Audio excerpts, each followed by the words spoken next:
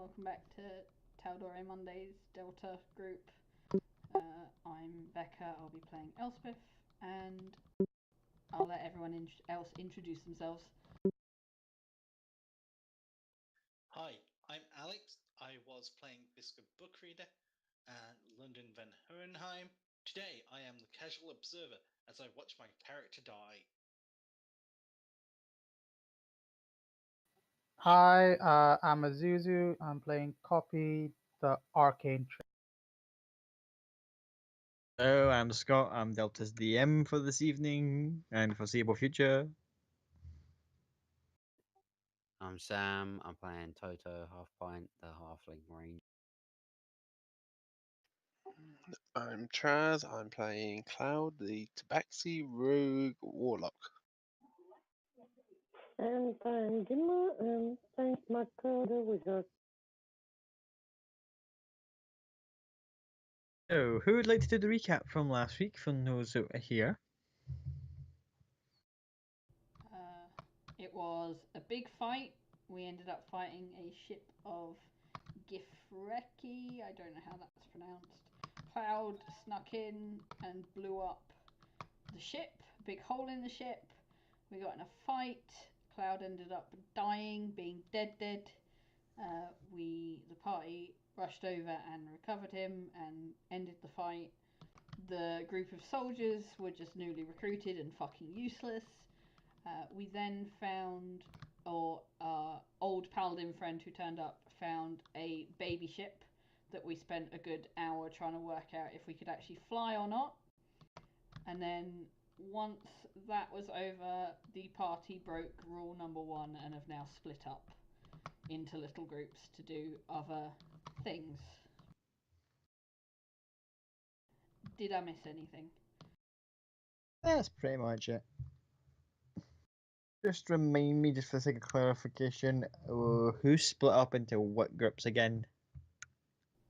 Me and Cloud are in a group, Toto and Maka are in a group, and Copy is by herself.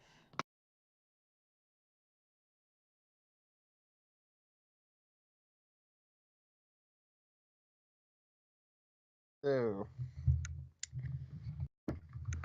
y'all got busy last week and actually managed to make it through the fight. That was quite impressive. Yay, pat the backs all round.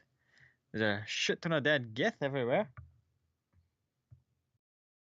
Well, you've got one captive and one of their ships that's not been blown to like any hells and back. The other one's kind of just like a smouldering wreck with like a massive hole in the middle of it. And Taksim and his little buddies have decided to, well, we're going to go see if there's anyone needing our help. If you need us, try not to get into too much trouble, but you can call for them if need be. Were they taking? I think weren't they taking the prisoner to whoever's left in charge of the city? I think. Mm-hmm. Yeah, that was like kind of what official job, but they're kind of like, yep, we'll be doing this, but if you need us, we'll be around. They cart them off. So first of all, Toto and Maka, what are you guys up to? Looking for more, I guess, anything that can help party member down. Anyone else roboting, or is that just me? A little bit, yeah. No, Sam completely roboted for me. Yeah, Sam Robot, good for me as well. Speak again, Sam. Wait, I'm gonna get out and then back in.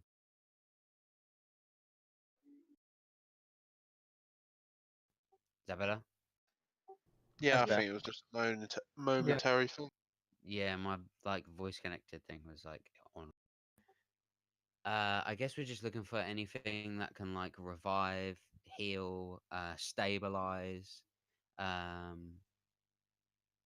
Like I know like Toto doesn't have a lot of knowledge of those kind of things, and having had like revivify potions before, we'll assume that he can just go out and buy some.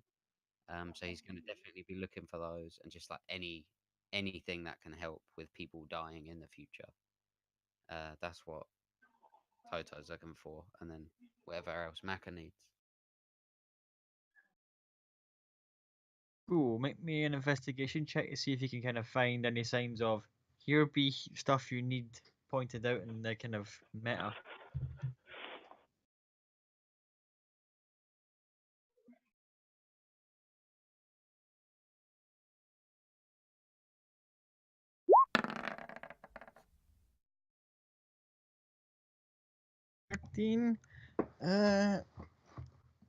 Places in still a bit of the kind of residual end kind of phase of we just got bloody attacked and city was all chaos and there's still people running around trying to put out fires and deal with injuries and people collapsed bits of rubble and debris everywhere.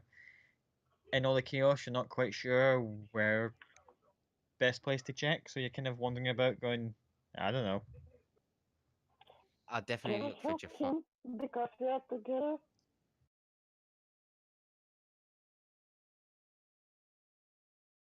Yeah, you know what? I'll give you advantage on it so you can roll again.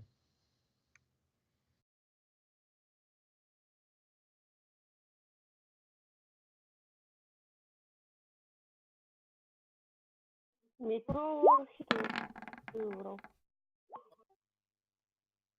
As a 16. 16, you're kind of with Maka's kind of help you. She points out the Gilmore's glorious goods that London had previously visited, and amongst all the chaos as you're wandering around. Fortunately, what was a two-floor building is now a one-floor building, as it appears that something very heavy had landed on the roof, and well, the roof gave way. Is it still like? Is there anyone there? Can we go in? Is it even worth trying? You could have a look. It's up to yourselves. All right, Maka, do you want to go in? I'll Yes. I'll I'll, f- I'll follow you. You take the lead on it. Okay, I'll try to go in. You approach the doorway, and as you put your hand on the handle, it just kind of the whole door just kind of breaks off its hinges, just like it just falls off. Oh, I guess we'll go in. The door's open. Yes. Go in, Is and the place there? is full of rubble. It's got bits of like furniture and stonework everywhere. Used to be a very faint shimmer on all the sort of like the cabinet in front of the desk to make like it's protecting it from like large bits of rubble, and you can just see like an older gentleman kind of sticking out of the rubble with like part of the ceiling, kind of how should we say, impaling him to the floor. Oh shit! Is he still alive? Make a medicine check.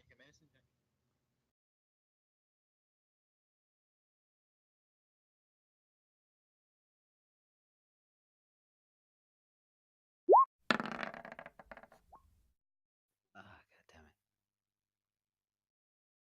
As far as you can tell, you're like, oh, that looks nasty. Oh, oh, blood everywhere. Oh. Okay, you want to try anything?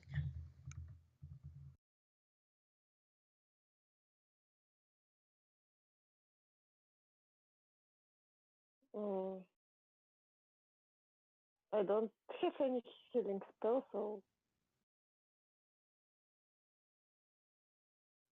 I haven't got any healing spells left. I do have 4 charges left on the wand, so I guess I'll just have to have a go at healing him with the wand if I can.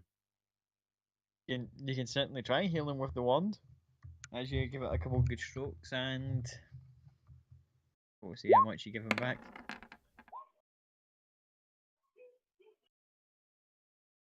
A good release after a very long and stressful day. So I'd say what he'll agree with that as he kind of just like coughs up like what sounds like half a lung, just like. Looks up, you can see he's like kind of old spec. He's like kind of finely specs are kind of like twisted to the side and broke. Barely conscious. Maka, he's a kind of alive, I think.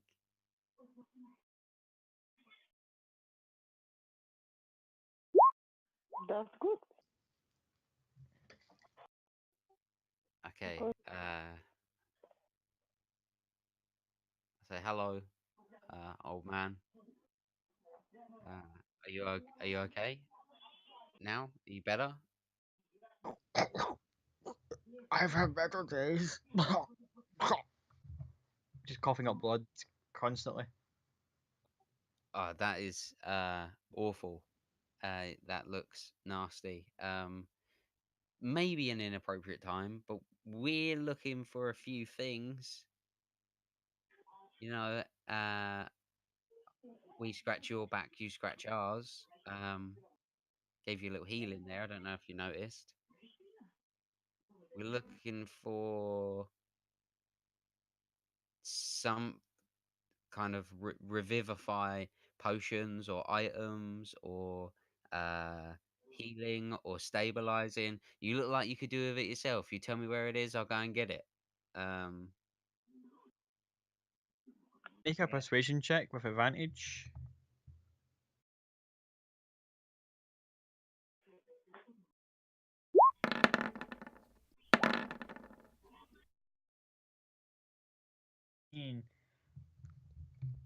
Oh, you're telling me you'd only help me if I tell you where the things you want are? Well, no. I've already given you some cream. You know, these items could help you too. I'm just trying not to seem like a dick, really. But as you can tell, shit in the city's really bad. People need these items. You need them. We need them. I'm just saying, it's help for everybody. I've given you some healing. I'm willing to heal you some more. I'm just really need these items, man.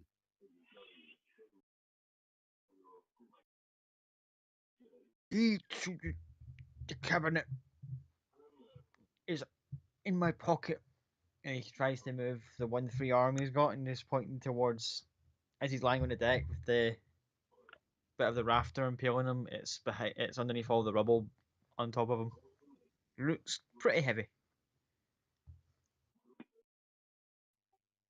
All right, Maka, you want to give this a go with me? Try and lift this stuff off this guy. Yes, of course. We're gonna try and move the stuff. Okay, both of you make strength checks. So this is gonna be fun. Please let the Yeah, wizard that's get fun. that 20.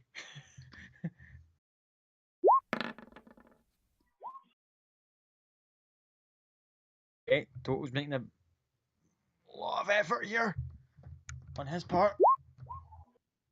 I'm sorry. I'm like, it's like under my back. I'm like, Maka, please help. I'm trying. As I'm not Maka's very strong enough. is trying to lift that, you can just feel a little twinge in the back at your lower back. Just that hurt. Oh, I'm a wizard. I don't do this. Whereas Total, despite his size, is managing to like move half the kind of large rafter bit out of his way, and you can just hear the kind of grinding of stone and the kind of occasional spurt of blood from the shopkeeper's back as he's like almost got it off, and you've moved it, so it's not completely crushing him, but there's still quite a bit of a way to go before you get before you get him free or get to the key.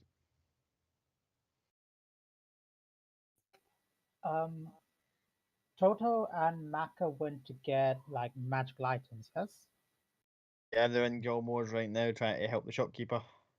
Could I have said that I followed behind like a minute behind them, so it's like they're not able to see me, like maybe 300 feet behind them or something? Make a perception check to see if you could see them, because there was a lot of people running around, and they were frantically running around themselves. 15. Are shy of it, though. You're like, where did I lose? How could I lose like a mutton chopped halfling and a really scary looking elf wizard? How that? And you're kind of not lost, but you kind of lost track of them, so you're kind of wandering about right now. All right. Cool. No worries.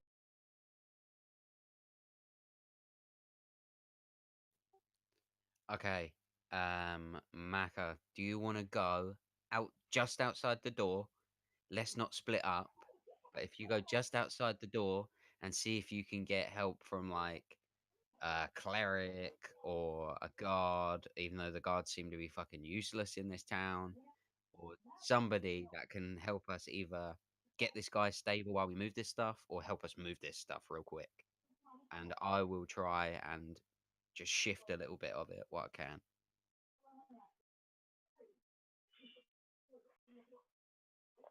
So we need someone stronger than us. Either somebody stronger or somebody that can look after the guy while we shift it. It's either going to be we move it quick and get him out, or we move it slow and keep him stable. Okay, I will go out to search for someone. Raka can make me an investigation check as she's kind of scouring about the place to try and see if she can find.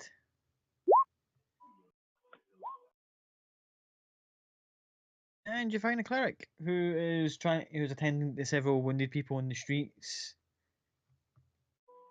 Young human girl, blonde hair, blue eyed, very just kind of like simple robes and her like holy symbol, just like beacon of light in the middle of the street as she's like just healing up injuries and bandaging people up. Okay, I will go to ask him for help. Okay, you approach. What do you say? Hello, help me here in the shop. There's someone who needs your help. Please, it's urgent. She just looks like you were kind of doughy eyed, going, "There's a lot of people who need my help, miss." And she's kind of frantically looking about. You see sweat pouring off her as if she'd been doing this for quite a while, and it's kind of wearing her out a little bit. A lot of injured people here, madam. How bad is the injuries?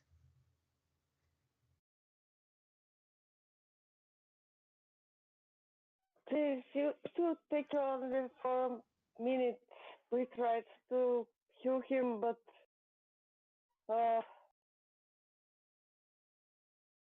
we can't make more for him for now. Please. Make a persuasion check, please.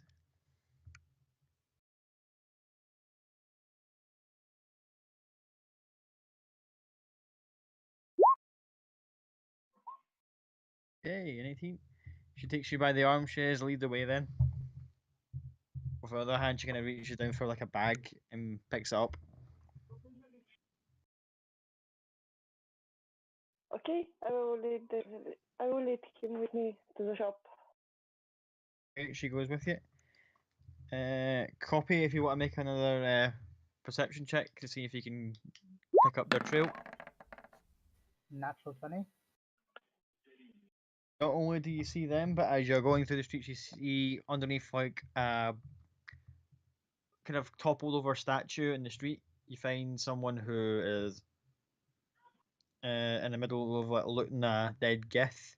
You see him pull out a very strange bottle from the Gith's pocket. Can I tell what the bottle is at all? Something that this person probably won't have much use for. It's a very fancy looking bottle with an unknown liquid in it that you kind of look at and go, "I've seen something like that similar before, but I can't quite place it." Can I use Mage Hand to distract the person while I steal? Make a deception check.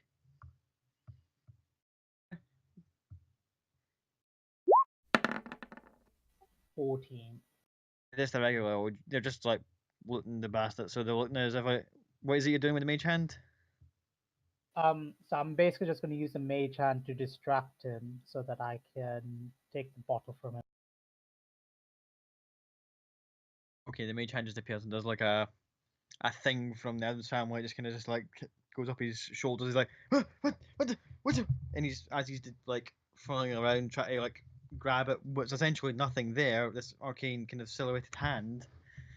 The bottle is harmlessly dropped on the gift's body, Yeah, and is now on the floor. I'm gonna take it and then just make a dash for it so that he can't see me. Cool. You pocket it and you end up outside Gilmore's just as the cleric and Maka arrive. Cool. Yeah. I'm gonna look at Maka. Maka's gonna see me. I'm gonna look at Maka. Maka's gonna see me, and I'm gonna be like, and just be frozen for a second. Wait for them to go inside first. Okay. While that's going on, we're gonna jump to Elspeth and Cloud. What are you guys doing? Elspeth is just following Cloud at this point. Yeah, Cloud's gonna carry on heading out of the city. Well, he obviously heads out the west gate and heads out off towards Ellie's home. Okay. Takes you a good 20 minutes of power walking to get there. And by power walking, I mean with like you're feeling kind of speed. You're like there's points where Elspeth's like almost losing breath, catching up. No, more than likely, Elspeth is probably holding Cloud up a little bit at the minute. I think they're holding each other up. Elspeth's probably not much more healed than Cloud is. Yeah, so it probably takes us about half an hour. Okay. In either case, you just make it to your destination. Just before we get there, Elspeth is going to look at Cloud and go, well, I don't know where we're going, but I think you'd want to look better than you do. And she'll cast Prestidigitation to take away, on both of them, one at a time, to take away any blood, bruises, cuts, scrapes, anything like that. Makes them look less like they've just died. Well, he's just died. Okay. Snap of fingers, twirl of the hands, everything's all spick and spam. It's nice to look good, but Supertard I'd really like to feel good as well at the minute.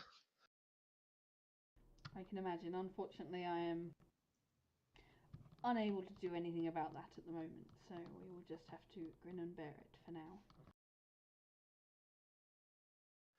Yes, I understand. Just down this little path here. Cool. You go down the path. Everything seems intact.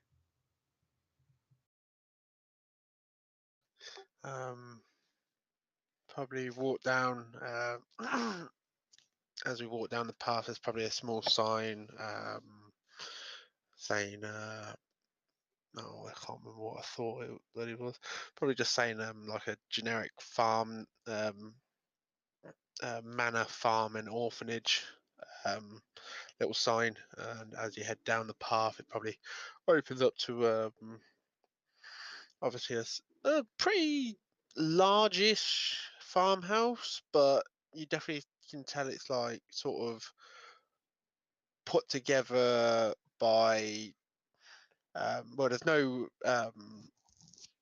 fanciness to it. It's literally put together an old farmhouse with like several extensions on it, a couple of small barns around the area, and just fields upon fields around the area.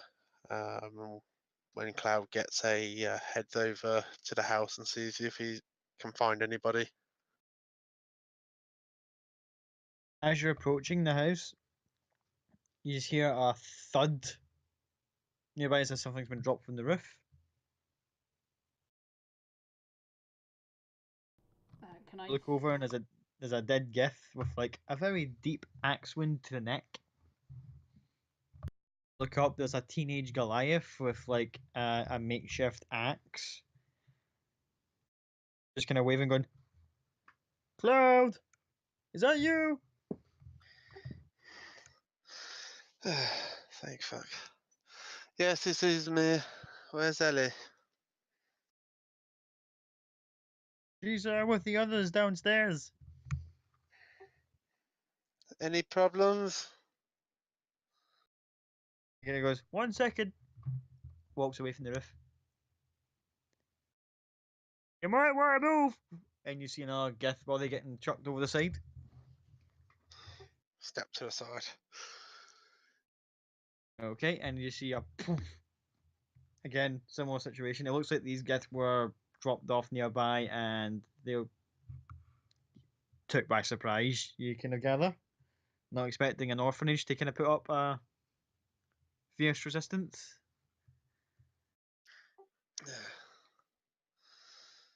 Door's unlocked. Since the attack stopped. Thank you. And Cloud heads in, knocks on the door a couple of times before heading in.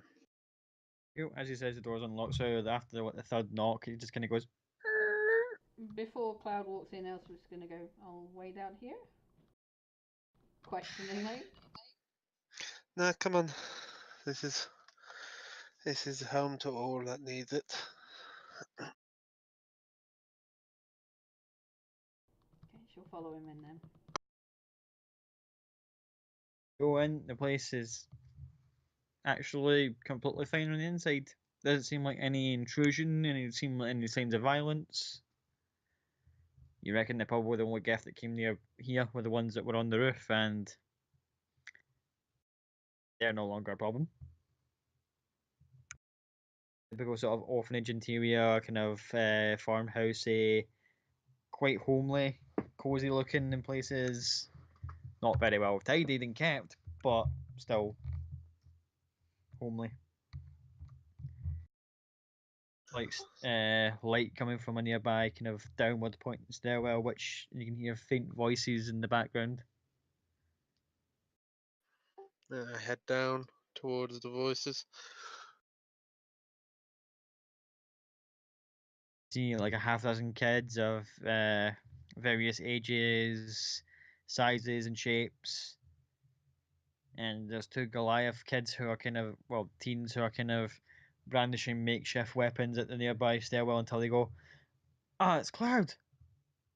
Ellie! Ellie, it's Cloud! A few moments go by, and then you can just hear from the nearby wine cellar esque area. She kind of pops out and goes, Is it really you? Who else would it be? Who's stupid enough to just wander in here?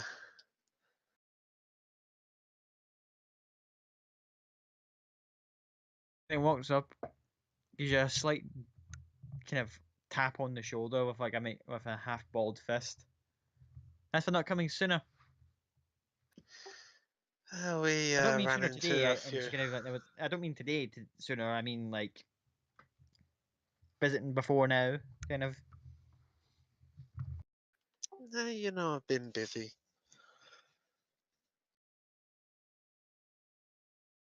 Why do you always have to give me grief every time I come by? He tries to give you a kind of straight face, and then kind of breaks and gives you a hug. Ow, ow, ow, not Sorry. much. But had my own issues. Holding his side a little. Well, he constantly keeps on like scratching his chest a little bit, where shortly ago a sword penetrated him. Oh my. Kids kind of look over your shoulder and see Elspeth kind of just like a couple paces behind you on the stairs. Yeah, wave. Elspeth will wave back. Ellie, Elizabeth, my sister Ellie. Nice to meet you. And you see a let me jump over to my bio. What did I write down? Yeah, you see a probably a 6 foot tall female brass dragonborn standing in front of you. Probably you can tell that she's no stranger to a good manual day's work.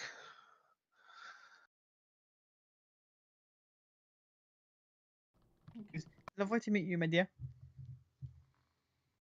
And can I say what a lovely house you have here, or home, I should say. Thank you.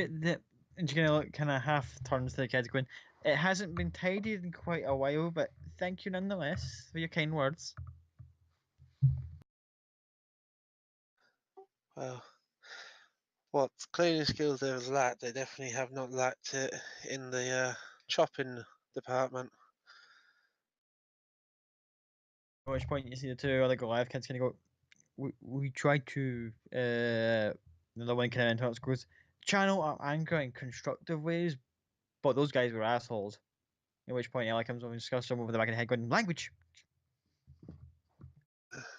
Well, at least you hopefully remembered a few of the tricks I showed you.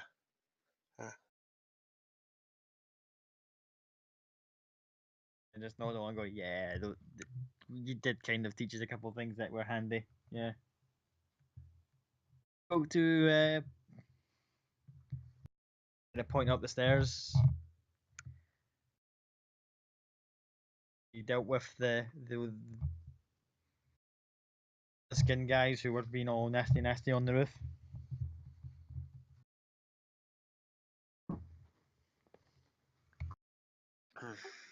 Has everything else been alright? Only those few?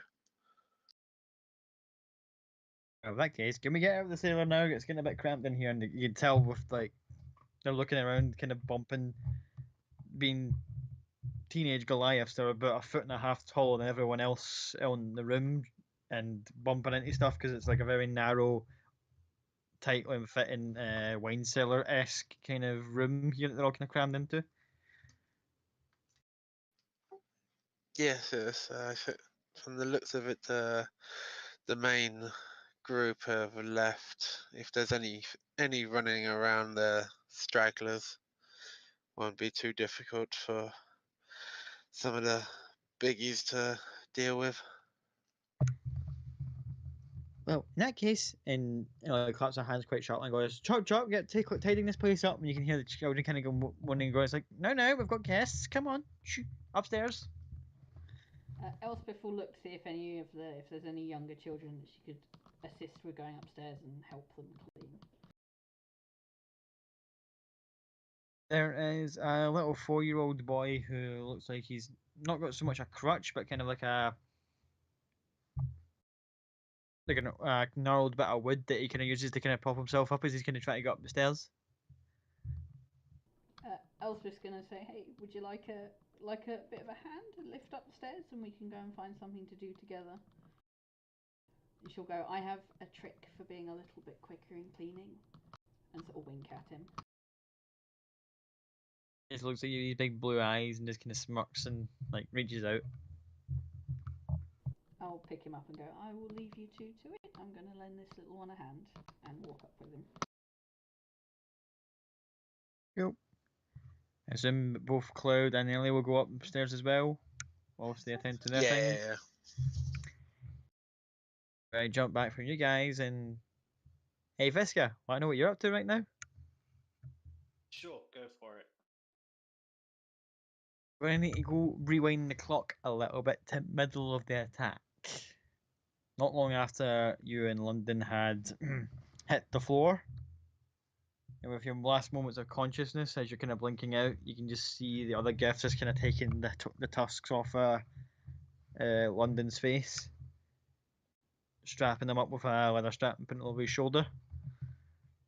As you're being lifted up and carried towards the inside of the Cobalt Reserve, you can hear the sounds of people trying to fight off several Gith, multiple knights and warriors just raiding the place.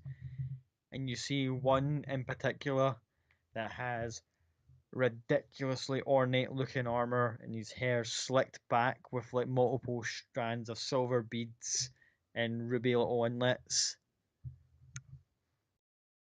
Pretty high ranking, if not top man of this particular raid. Speaking as you're kind of feigning a consciousness because you're like barely conscious at this point, which if I remember right, you had 2 successes. That's correct. Make me another death save, please.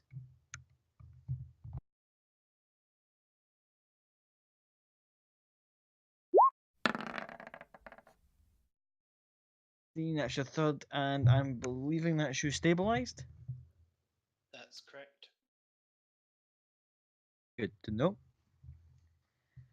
As this imposing, nasty looking Githyanki Supreme Commander is kicking around, immediately picks up one of the other members of the Cobalt Reserve, lifts him up with one arm, and just starts shouting in surprisingly well done common, as you can see a neck piece glow beneath his neck.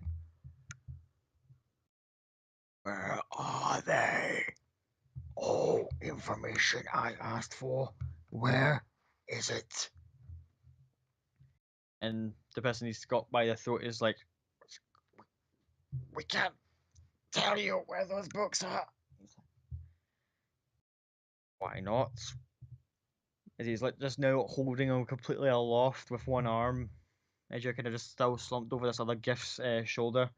He's like, if you don't tell me where those books are, I'll burn the entire depository of knowledge here to the ground.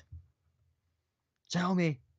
And he's like, the last other member is just shaking their head. Out of frustration, you just see the Githyanki commander just lob him across the lobby, and as his head clatters off a marble pillar with a blood stain on it, and he just rolls in a flight of stairs. This guy doesn't look particularly happy. He's like, find those books, quick! And his warriors scatter, and he goes, all hands do it! Everyone! And he just slams his sword into a nearby statue and just completely bisects it. The one that's carrying you basically just goes, I guess that means us, and paps you over his shoulder into like a pile of, not all corpses, but a pile of like wounded people, a couple dead ones, people who are just like scared shitless and are now just like bowing at these guys like, don't hurt us, don't hurt us. As they all move out of the room, there's like a brief sort of little thing in the corner that you might see. Make me a perception check to see if you can make it clear.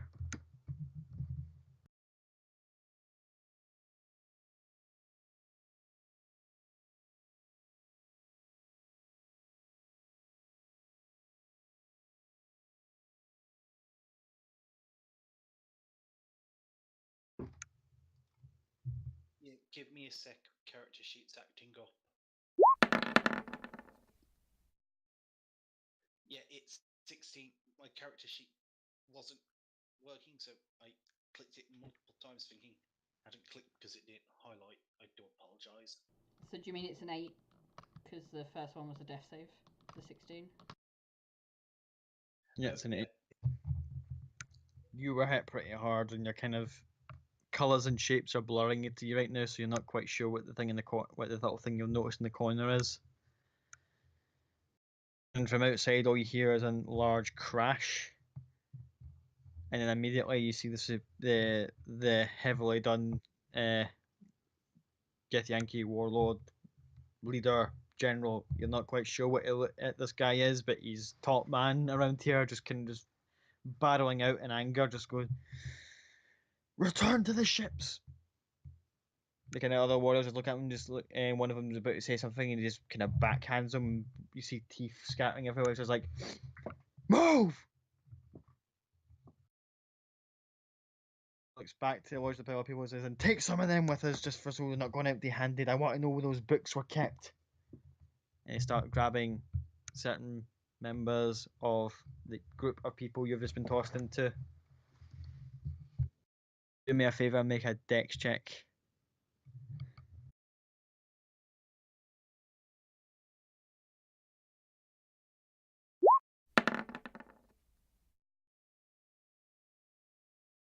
person to your left gets picked up and pulled away. The person to your right, they initially pick up, see that they're dead, toss them aside. And immediately reaches for you, grabs a hold of your the scruff of your collar, and you start dragging you towards the door. I let it happen. Okay. As they drag you out, you see a small ship, a medium-sized gift ship, just immediately parks itself in front of the Cobalt Reserve. In the distance, you hear the last kind of roar from a dragon before you assume is its death throes, which has a few of the gift not spooked, but they're kind of like surprised, like they took one down that quickly, and they're like, "Back on the ship!" All dragging you towards the ship. Do you do anything? Nope.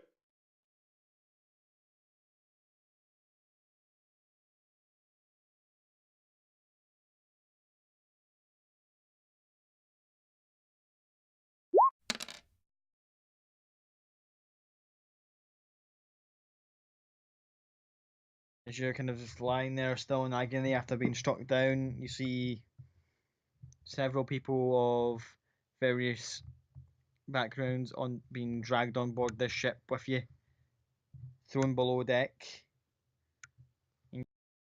The leader of the troop just looking down at you, just like in absolute hatred right now towards the whole mass. Cargo bit gets shut over, and you feel this weird machine just take off as you can hear people whimpering, some crying, others are trying to just like bang against the inside of the hull as the ship takes off. A few moments while it's in the air, then there is crack to the side of it. Jutters the ship a little bit as if it's struggling to stay in the air. Then a few minutes later, there's a kind of shuddering effect, and it would appear that Visca, along with everyone else on board that ship, disappears into the sky along with several other the gift ships. Where they've gone, nobody can tell. Is everybody okay? What are your names? What are your occupations? One hand that grabs you on the shoulder, and you turn around, it's another tiefling with a single horn coming out the right side of his head. It's one of the brothers from the other day. He goes, "Well, we're in a bit of a tight spot, don't you think, fella?" Yes. And probably only going to get worse from here. I can do what very little I can, but the reason I got captured was so that I could make sure anyone else on here, even if it cost me my own life, gets back to theirs. Is there anyone else here who's trained as a fighter or a spellcaster of any sort? I know this, my fellow tiefling here is, and I am a member of the reserve's clerical force, as useless as I was. But is there anyone else here who's trained in combat? See, there's a couple of the city shields that have been taken. There's a couple of guys who look like they can. There's a couple of dwarfs that look kind of scrappy. But as they're all kind of telling you, yeah, I can do this. I can be handy with an axe if I get a hold of one. There's a kind of very faint giggling in the corner. Like,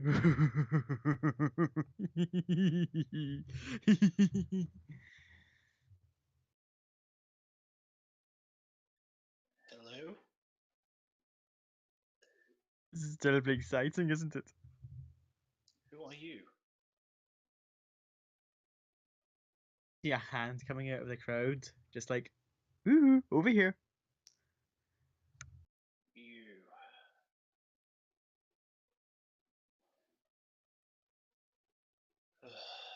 A few other people blocking your exact view of who it is, but you can just like, woo. kind of like a really The campy hand voice motion. alone gives it away. Oh, was it? Was it been a little bit too thick for you, my dear? And standing up, the exact image that you got had projected in the underground bunker is none other than Vincent. Hello again, blue boy. As I say, this little trip's gonna be fun. Well, I know there's at least a powerful spellcaster amongst us now, so I hope you will be helping the rest of these people get home. That's the best part, little one. I'm not really here. And he snaps his fingers, and the facade drops, and it's just some random dude with a collar around him. God damn it. Although you do hear his voice going, I can't wait to see how this all goes for you. And the voice goes away. Oh, that's going to be annoying. Right. First things first. Does anyone need healing? The dude at the back with green hair slipped back with what looks like a broken katana going, I need healing. Fuck you, but okay. Right. Anyway, as you attend to this guy's wounds, I'm going to jump back to Maka, Cloud, Well, and what I'm going to do is I'm just going to do the spell combos that I'm going to do for healing him, then myself. So I'll just do those in chat so that you can see what I'm doing. we'll jump back to Maka, Total, and Copy while you're doing that in the chat. Hey guys. Hello. Hey, so you found the cleric girl to help out.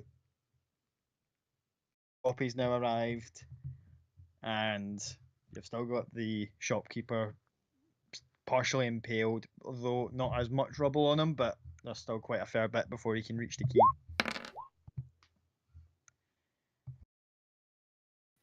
I'll go in with Mac and the cleric, and then I can see the shopkeeper underneath all the rubble. Yeah. Yep, you see him, and he looks like he's pretty much on his way out, unless something's done urgently. When they enter the shop, Toto's gonna be kind of just kind of holding the guy's hand and just talking to him. When they enter the shop, he's kind of like mid story, like just saying, and the Cloud was on the floor and he was just dead, and then Maka just ran up to him and just fed him this potion. I'm just like telling him the whole story of everything that just happened, just trying to just keep him talking.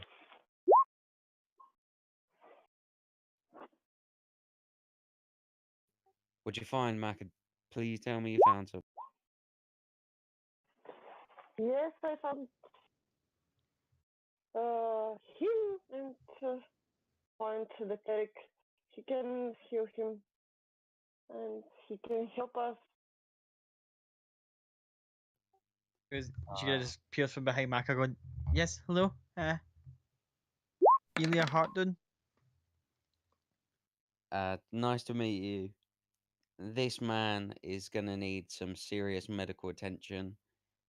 You know, looks I and she's think- like almost went like a shade paler and just like hand over mouth. She's like, All right, I know it's a shock, but we're gonna try and move all this stuff. We need you to keep him stable while we get all this debris off him. yes, of course I'll keep him stable. Just please hurry. These injuries are gonna probably outpace anything I can do for him if we don't act quickly. All right, you get to him, and we'll try and lift this shit again. Did Elizabeth out of game? Did Elizabeth come in? Yeah. Is it Elizabeth come in, or are you like Copy again? Elizabeth? I point to Elizabeth. I say, "Are you helping?" I mean, I'm not particularly strong, but maybe I can do this. I'm going to use catapult is it possible to kind of take some of the rubble, like, and basically just launch it out the window? You can definitely pick up a piece of rubble and chuck it out the window if you want. Yeah. Like a particularly heavier one, if possible. Okay. Hang on a second.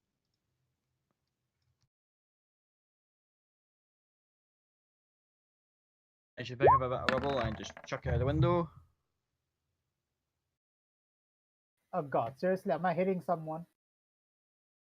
All you hear is a ah!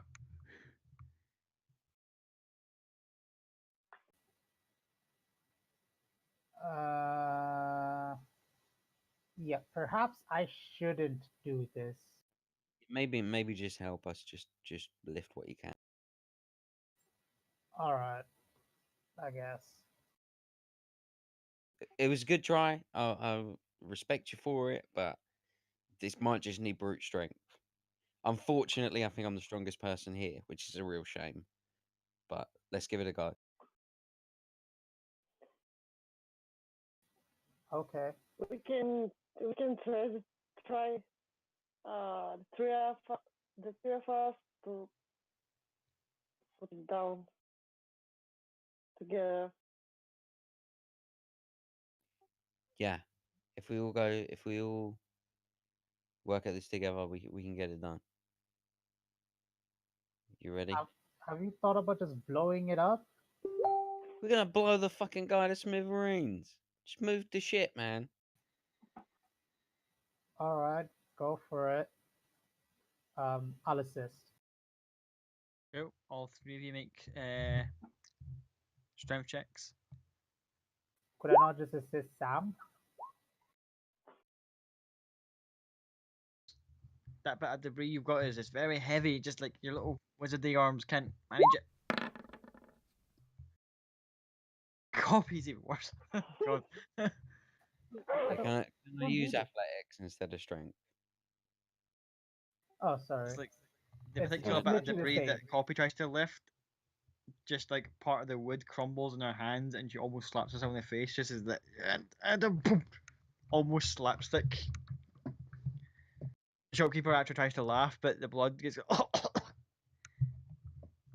There's just Yeah. like, try not to make him laugh, please. Yeah, can I use the athletics skill instead of strength? Yeah, sure, go for it. That was probably a better shit than anyway. I was just like, I was thinking more just like lift shit. But 20 again. again, despite your size, you're managing just to kind of wedge yourself underneath a bit and you're making a good effort and you're just like almost got this thing off him. At which point, Ilya's going to make a medicine check. Poor guy alive. Ooh, as the bits of debris are moving, there's like a split, like part of it splinters, and oh, it just looks nasty. It's poor girl's trying to keep saying, "Hurry, please get this off him."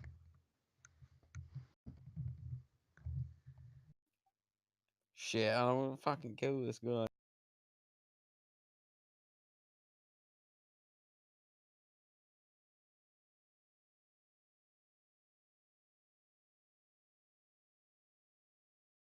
How about we do this? How about we use, because I can maybe summon a servant to help us. If we were to all potentially help to lift everything, then the servant can maybe pull the person out, and maybe the cleric over there can help us as well. How long is it gonna take to summon? Ritual cost. How long does ritual cost take? 10 minutes. I'll snap my finger and summon it. It take far too long to Ready. like. Or I like can 10 summon. minutes. I It's can gonna summon it be as an action. all right. Was it? Yeah, I'll summon it as an action. Snap my finger, summon it, and Okay, I'll And say I also for have this, you get mace advantage and on your feather. next kind of athletics check to try and move this thing. Great. Get one more shot Uh, at it, ladies and gentlemen. So all of us have advantage, or just me? Because I'd Just much you, 'cause rather you give got the Sam the servant. advantage. Oh, for God's sake. Can I just give it to Sam? Okay. All right. Let's go, guys. Natural 20. Come on. All Big right, money. ready, go.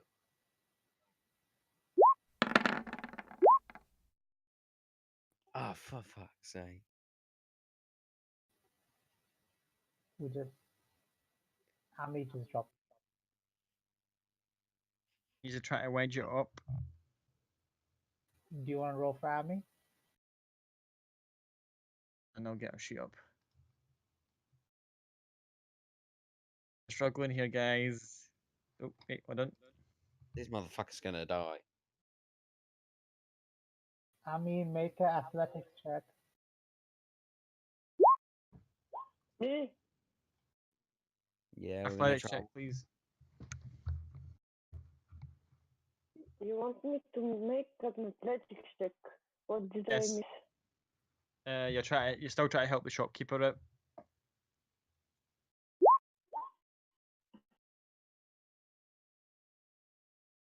Fortunately, guys, if there was a heart rate monitor, it'd just be going dee right now.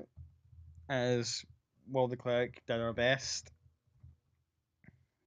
The injuries was far too severe right now. She's sitting there almost bubbling up a little bit when she's like, Fuck. Fuck.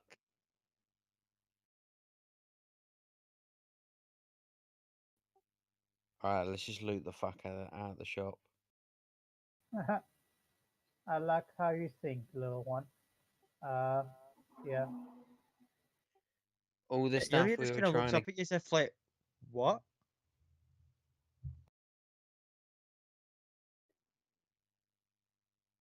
we Uh, did what we could.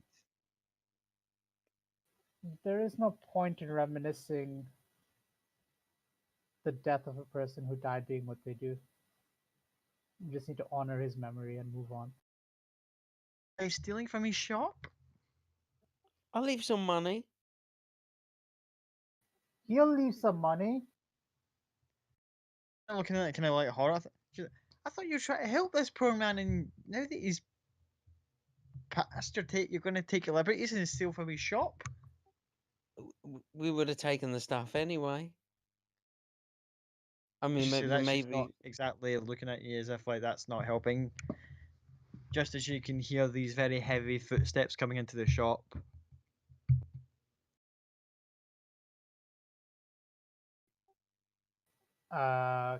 Can I hide behind some of the rubble? You want to make a stealth check by all means. Oh, sorry, that's an 18. 18. Let me see if this guy can notice you. Though I doubt it. Like an 18. Just as you manage to duck behind cover, looming over everybody is this Goliath with like a bust open side of his head. Where were you like 2 minutes ago? Looks like as if like I was attending to others who were injured on the other side of the road. Fair And enough. then he kneels down and goes, until someone hit me in the head with rock. This, and he points to the injury.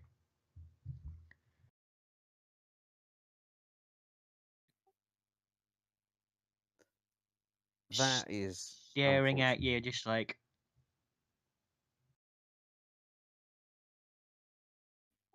I try and apologize in giant to make him feel a little bit better. make a persuasion check. With disadvantage, because he pissed. I sound like nice when they're pissed. Oh, shit. He starts to growl quite. So you did throw it then? I didn't throw it. Why would you apologize for something you never did? Come here. I'm not. And he's gonna grab a hold of you. Or not. Trips over like a loose floorboard and just falls flat in his face.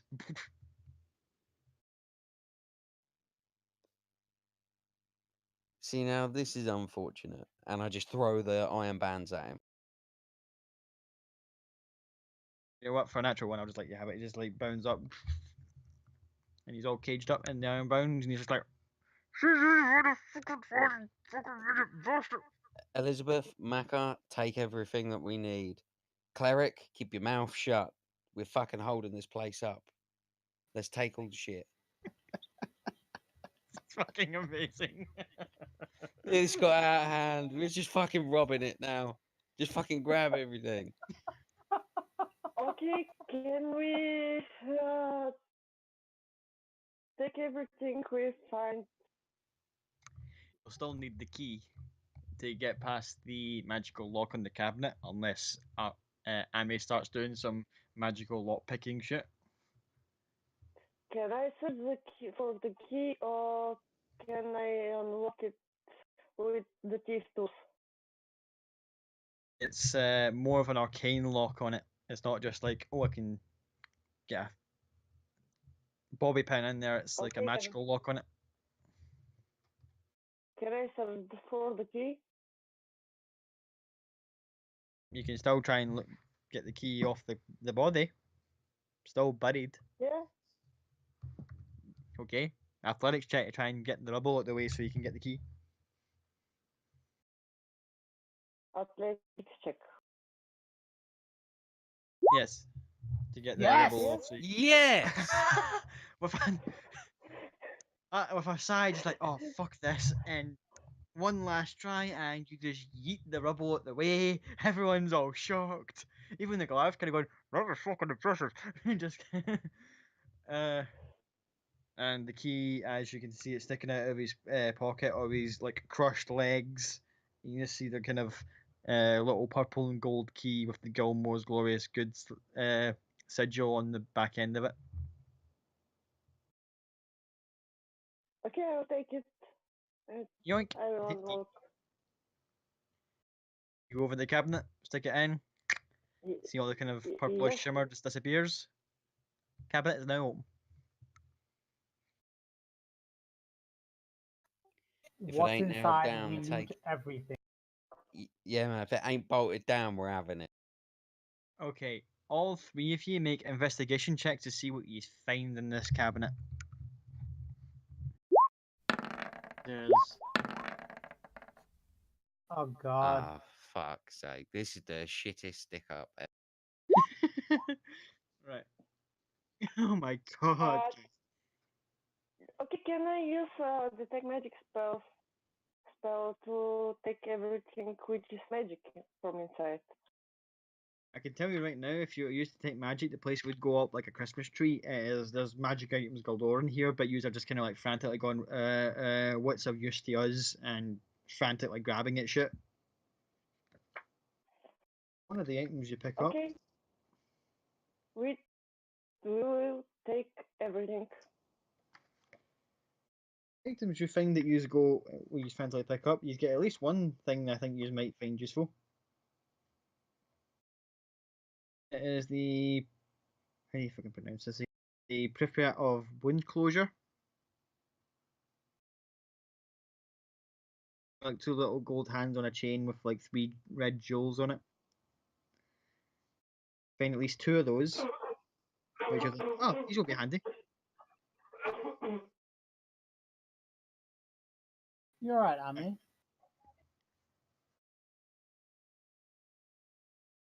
And you notice something else that's underneath the cabinet, rolled up, looks like a tapestry. Giving off a bit of a magical vibe.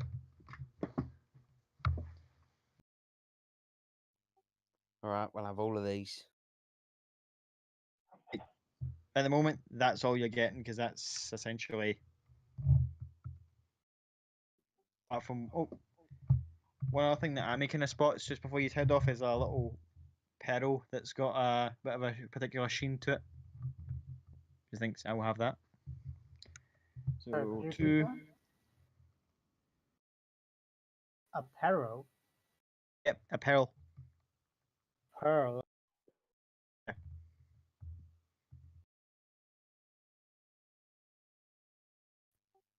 All right. Before we leave, I'm gonna go to the corpse of the shopkeeper.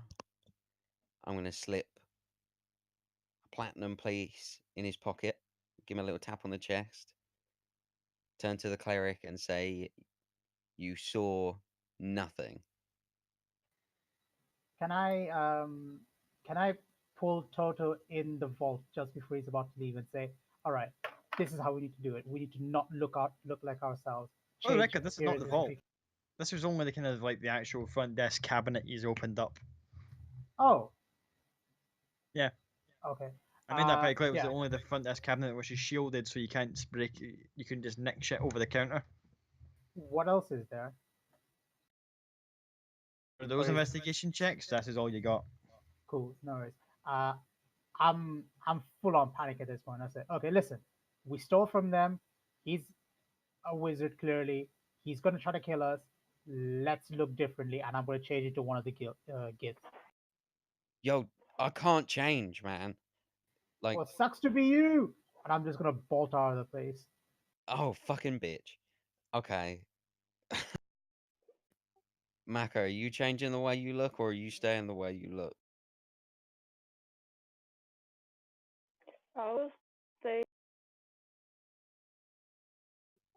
Okay, maybe we should, I don't know, rip a piece of rag off, tie it around your face or something. Oh, it's too late for that. Shit. Oh, got the And Goliath, now I'm by the way, who's like stuck in the bonds. Okay, yeah, I'm gonna deal with him. Let's just deal with him and then let's just bolt. Guessing 11 doesn't get him out. 20 gets him out and he can't try again for 24 hours. Fucking it then. Here's At this what point, here's what Ilya's just sitting in the corner, just like with her little like medicine bag, just crying right now, just at the absolute madness. I just said, look, I'm really sorry. I'm trying to help people, okay? It doesn't look like it, but I'm really trying to help people, okay? I'm really sorry. What? I'm really sorry about everything that happened here. I put money in the guy's thing, so we're not technically stealing. We're technically paying for stuff. I'm really sorry. And then I turned to the Goliath on the floor. I let my dancing sword float over his head, the tip like on his head, and then I say to him in giant, I'm going to release these binds. Then I'm going to walk 30 feet. Then I will move the sword. Please do not follow us. We've left loads of shit here. Take all you want. No more blood needs to be shed today. Do I have your word that you will not follow us? Otherwise, I'll just leave these fucking bands on you. We got a deal? Tries to roll over and just kind of looks at you as if and says nothing. Just there's a very slight nod. All right. I leave the sword over his head. I release the bands back into their ball. I slowly move back 30 feet. 30 feet. I get Maka to come with me. And then I just summon the sword back and turn and run. Right. You don't hold back up. The bonds go off, and the sword just follows you as you run down the road and sheaths itself over your back. Maka, I feel like that could have gone better. But what? I feel like we learned a few things today. Hmm. You know, next time maybe we don't try and lift heavy stuff off of almost dead people. Why What? not? Well, And I have a few spells left. If you want me, I can blow up the shop after we leave. no, I think it's fine. I think we've done enough. I think maybe we just kind of go back. We wait for Cloud and Elspeth, and Visca and London, and then we just leave here and never come back. But we got some good items, so a job well done.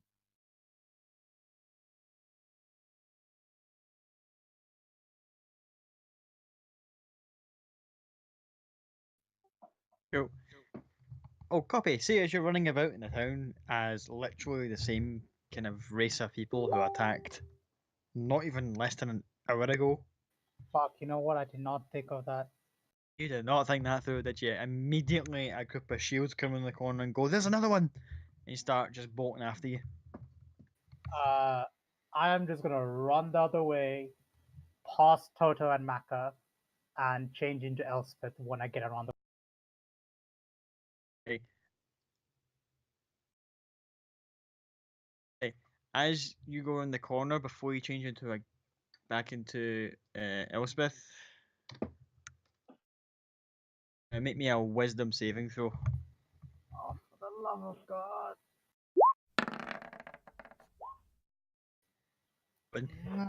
Immediately get caught.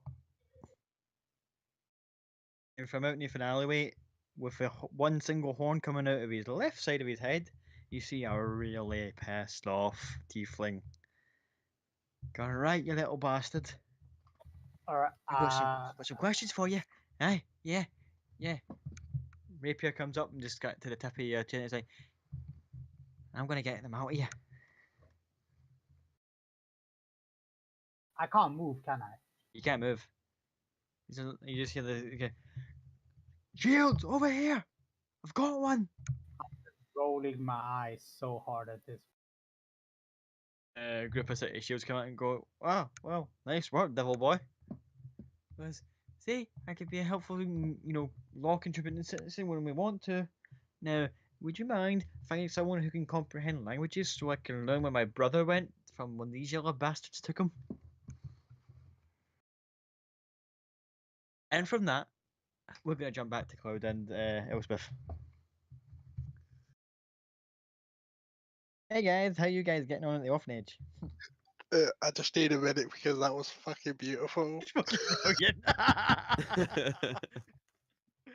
Guys, just say thank you. Just thank you. That was wonderful. Yeah, don't worry. We'll go and save the shopkeeper. Right, he's dead. Let's rob everything. There was no other choice.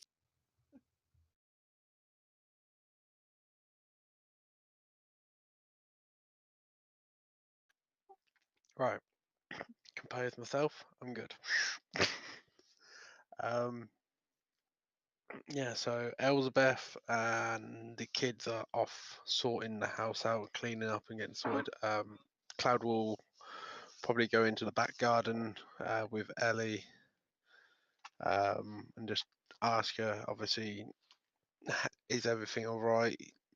Were there too many problems or was it just them? Looks like kind of goes. They weren't expecting this kind of out of the way house to be of any threat to them. I think they were just kind of looking for stragglers, and the boys kind of dealt with that. Well, I did tell you it was a good idea to train them up a bit. No, I don't like violence, but in cases like this, and she can just like start sweeping up bits of like rubbish that was knocked over in the nearby bin when they all rushed off to get on this downstairs.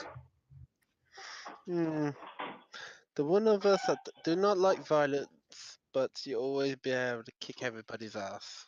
Always been funny. And don't you know it? And she kind of just almost jabs you with the end of the broom, deliberately missing. uh,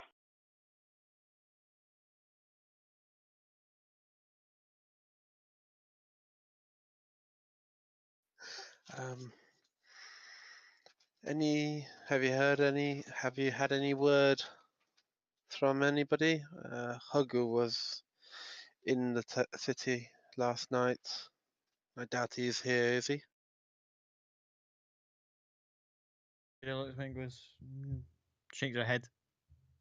I don't recall hearing from.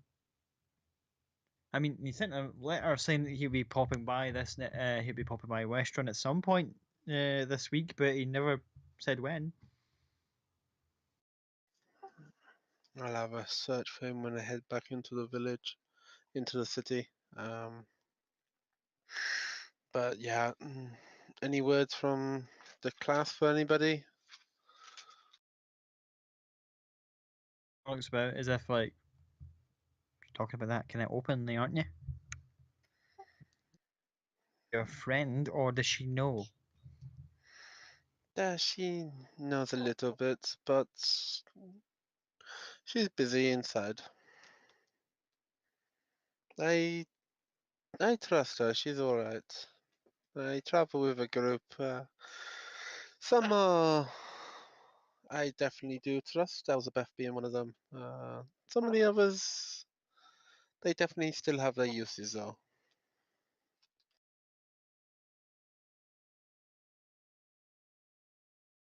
Alex going,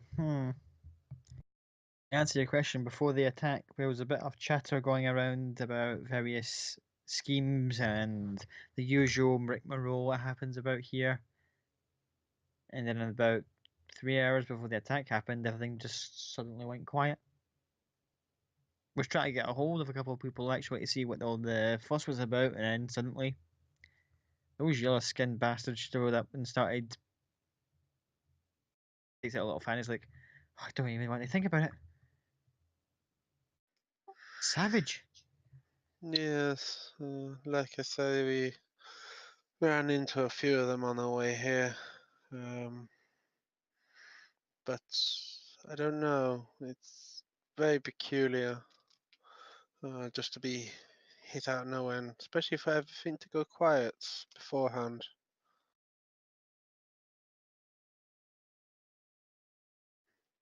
Now you know you do not have a massive connection with the class, but if you hear anything, well, when you hear anything, if so, word would be appreciated. Do you need anything? Is there anything we can help with? Well, I would think that all things considered, we're actually doing pretty well here. But it's strange for the next little while after this attack. You know, Westron can be quite uptight at times. The Margave's not exactly been the shining beacon of democracy and hope around here at the best of times. This isn't going to exactly help his case. True, but I do, well, saying that depends on if she's alive, and Cloud will reach into his haversack and pull out one of the pendants he got from Miranda Killard and give it to her. I got one of these. Well, I got a few of these for helping a woman called Miranda Killard out. She sort of owes us a bit of a favor, so a bit of leeway on your side definitely helps. As soon as you mention the name, she kind of goes, "You're making friends in high places." You know me, I always like to make friends.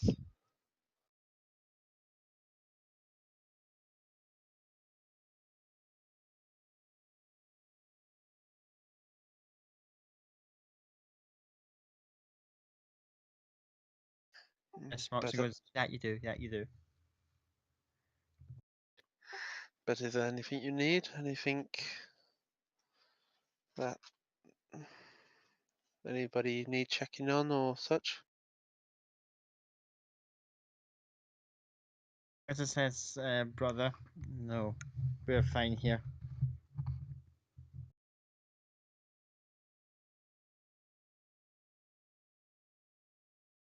How about your friend though? She seems to be doing pretty well with the kids. Yeah, she's got a bit of a knack for taking care. I'm guessing she's similar to us, but not quite the same. You can see it in the eyes from time to time. She does give off a very familiar vibe, doesn't she? Yes, but like I say, she fits well, and I trust her. But for the time being, and Cloud will pass her a bag of 100 gold coins and 10 platinum pieces.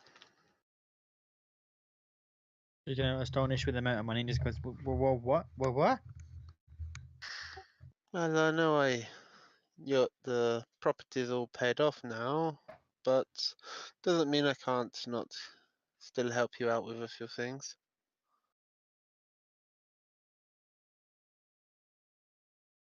And it gives you a double kind of handed look and just like, okay. Do I need to ask? Come now, you should know better than to ask.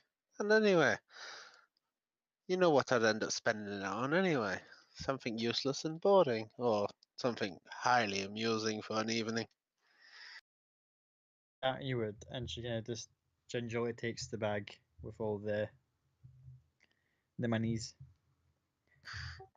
Head back in and help Elizabeth out and the kids out for a little bit, and probably have a bit of a short rest before heading back to the city. Before Cloud has come back in, Elspeth is going to have given each of the kids a gold piece each for doing so well at the cleaning. I think that'd be 20 kids. Cool. And they're all just like, you're the best person ever, by the way.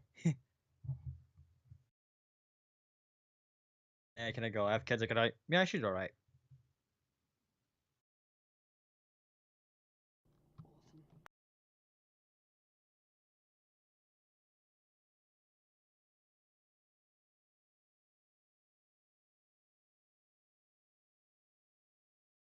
Anything else before you head back? Don't think, like I say, we'll probably have a little bit of a short rest, just so Cloud can probably catch his breath and have more than 6 hit points, but Elspeth's about only it. got 7. Yeah, if you See? guys want to take a short rest before you head back, that can easily be done. Meanwhile, the fugitives. But yeah, well, before we go any further, I want to just kind of update little Blue Boy and his little trip. So, as he's sitting in the cargo hold with the other prisoners. Oh, nice one. 10 in that die. Visca has healed this young fellow with green hair and broken sword over his back. And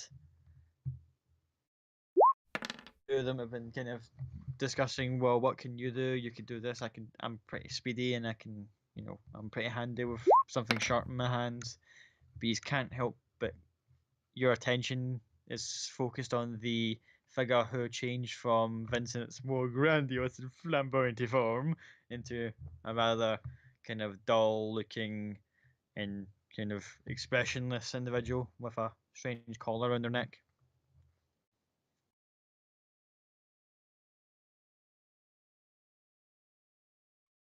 I'll examine the collar. Make an Arcana check, please.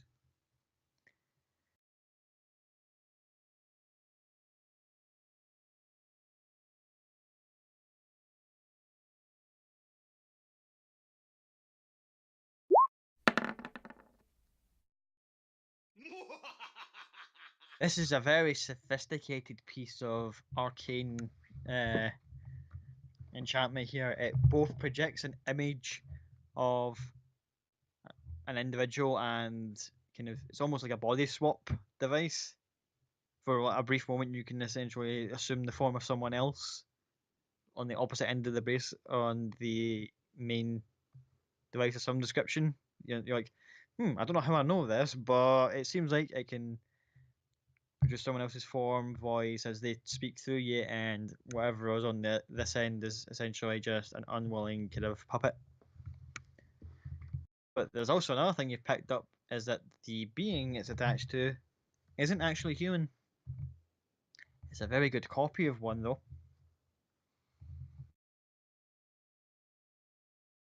It's going to stare at the black man. Eh?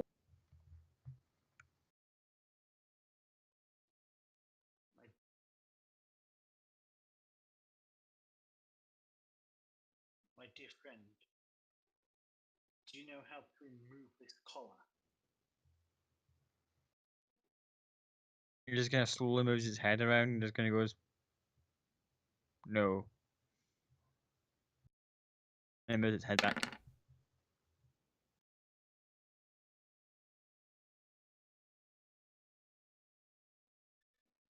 Okay.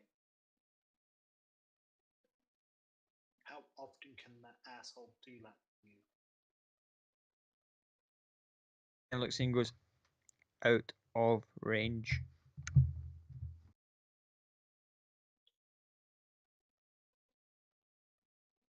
Excellent.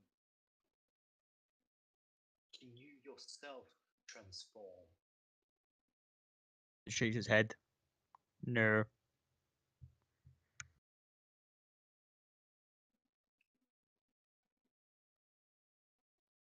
Are you magic based?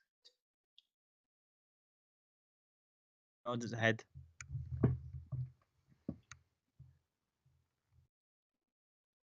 you perform combat actions? At which point you see the kind of tiefling kind of muscle his way through the kind of goes, sorry, and he just kind of taps it on his head and goes, I don't think there's much going on up here, mate. Seems a little bit on the kind of thick side of the viscous scale, don't you think? Mostly because I believe it's a puppet. That's kind of, it takes his glove off and he starts kind of poking it in the side of the face. He goes, doesn't feel like a puppet. The best puppets are the ones that make you believe they're not puppets. It's how kings and queens who are controlled behind the scenes work. Kings and queens behind the scenes, you come that up with yourself? Clever clogs. No, I read it somewhere. Book boy. Anyway, did any of those books you happen to read happen to tell you how exactly to get out of a yellow-skinned raiding parties from an alternate planes boat of some description and get back to where the fuck where we come from? Simple. We somehow take, kill, or knock unconscious the yellow bastard, then pilot the ship back. I can at least perform that action. And again, the green-skinned individual, green-haired individual coming goes, "What if he's a planning? I'm in." Yeah, I hear some of the other people go, "We'll help too. We're just," and they kind of all start mumbling as then suddenly the hatch above opens. You know, a bunch of really kind of cross-looking gift just kind of look in the hole. I know where the books are.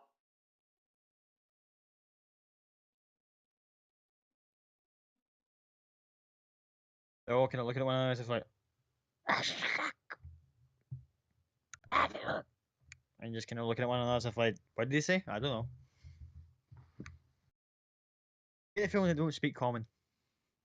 Good, good. Right, they don't speak common, so I'm going to try and get them to drag me out. Whilst they do, I'm going to try and hold the door open long enough for some of you to get out and possibly hit and steal their weapons. Any of you think you can do that?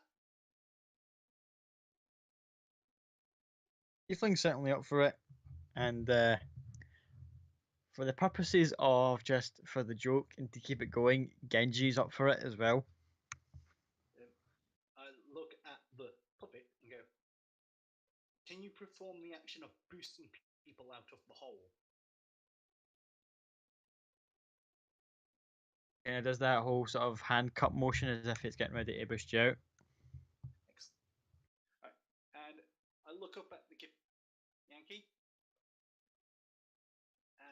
literally, because I know they can't understand common, I'm literally going, your mother was a whore. I know. I met her in a brothel. I fucked her brains out. That's why she's no longer alive. And just doing gestures to insult them. As you're flipping them all off, do you wish to make an acrobatics check to see if you can do the Because, yeah, why the hell not? flop out, get out, and try and do all this shit? Yeah, why not? I'm going to take this Hey. shit one way or another. Okay, make me an athletics check. See if you're bold as fuck to do this.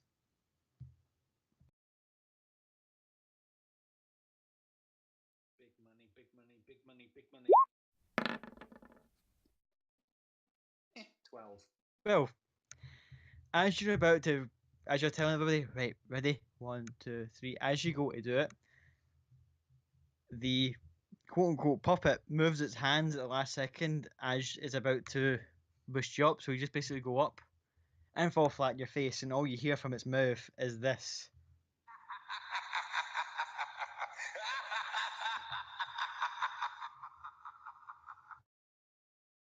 Familiar sound of Vincent's laugh as you just face palm the floor, and everyone's kind of looking at you like, "Oh, that hurt." I am not going to waste this spell to dispel magic on it. I am not going to waste the spell to dispel magic on it. Right. Again, this thing's just kind of just blankly staring as its hands return to its side. Okay. Since that didn't work, let's just really... Let's see if I can get the commander's attention. Right. And I look to everyone else. Since that didn't work, cover your ears. I'm going to shout loudly.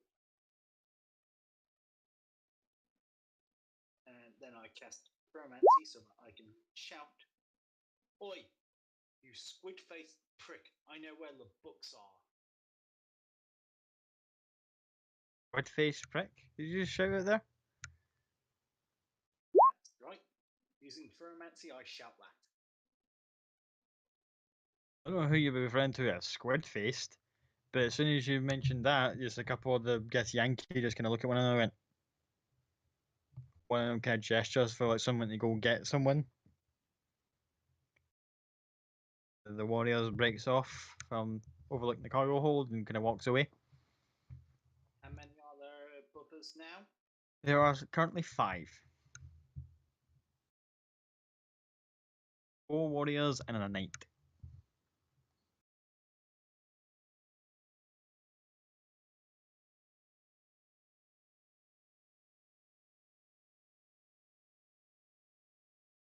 What do you wish to do? The tiefling kind of looks down at you and kind of goes, "What now, smart ass? Do you want us all to jump up and face plant the deck?"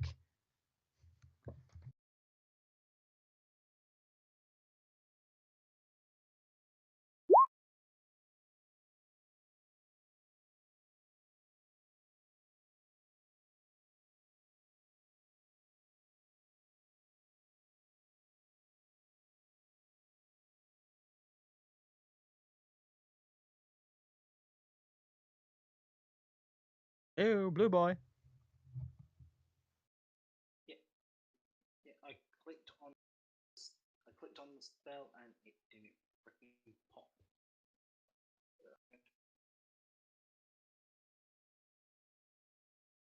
Okay, while you try and sort that, we'll jump back to Backhand Total and Copy. Hey guys! Let's see what you guys are up to right now.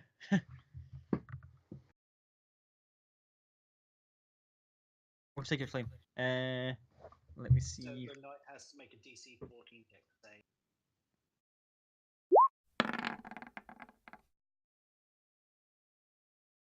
Damn it. Just kind of shoulder shrugs and just lets the Sacred Flame go by.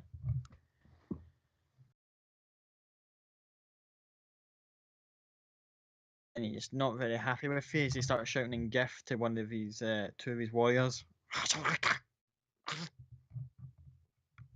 Which point they kind of nod. And immediately start opening the side door of the ship, where there's several other Death Warriors come out with like manacles and chains and all sorts of just like general sort of you're about to be taken to prison kind of gear. Oh, goody, you brought stuff to help us. Bomb rush low! At which point, I think both Genji and Nyx are gonna looking at you as if like, do we? Fuck it, you. right. Go for it. And Viscous says fuck it as well and charges at them. Because fuck it, one way or another, this is ending. Okay. As you are about to charge forward, we'll jump back to the other guys and see how they get on first. So, Toto, Maka, and Copy, you guys, after trying so hard to save the old man, failing, scudding a Goliath with a rock, stealing all the old guy's shit, terrifying the young cleric who tried to help, and then one of you turned into the guys who attacked the city, run, and got caught by the police. This day's gone very well for you guys. What do you do now? Copy, you're currently in whole person with the other tiefling brother who's like, I am not letting you out my sight. Maka and Toto, you guys are just running through the streets. What do you do now?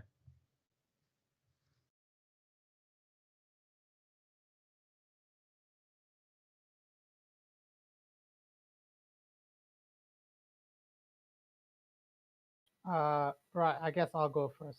I'm just waiting. I'm just rolling my eye, waiting for this guy to drop whole person. You kind of got that one hand extended for a whole person, and then the other hand is rapier right at your chin, just going down towards the kind of divot where your neck meets your rib cage at the top, just kind of just pressing it there, just like, oh, as much as I would like to right now, buddy, I want my brother back, and you probably know where he is, so I want to find out. One of the side shows like, okay, calm down, Devil Boy. It's like, you call me that again, I'll screw the motherfucker, and then you next. There's a bit of tension going between him and the guards. You know, one of you guys find someone who can understand this bastard and then come back here. Thought you want as many of these bastards alive as you probably could. Guards kind of look at one another, then they kind of go. Someone else comes up and says to them that Gilmore's has been robbed. No, alright, two of you break off and try and see if you can find who did it. They go off the streets. Quick question. Unseen servant is for an hour. It didn't go away. It's been following you. Yeah. Could I use unseen servant to punch the guy in the face? Certainly try. Go weak ass stats though. It doesn't matter. I just need him to make a Constitution saving throw. You land a hit. Do I need? I need to roll for that one, or do I need to roll? Yeah. When you roll for your little unseen servant to punch him in the face. So that's just a D20, right? Yeah.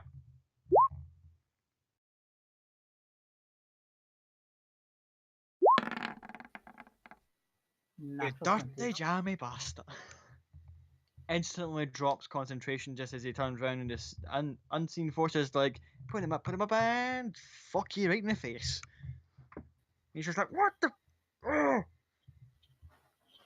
And in that instant, I'm gonna drop my Gith appearance and go back to Elizabeth's appearance and be like, stop. That was just me. I'm not a Gith. I got ambushed. I'm just running.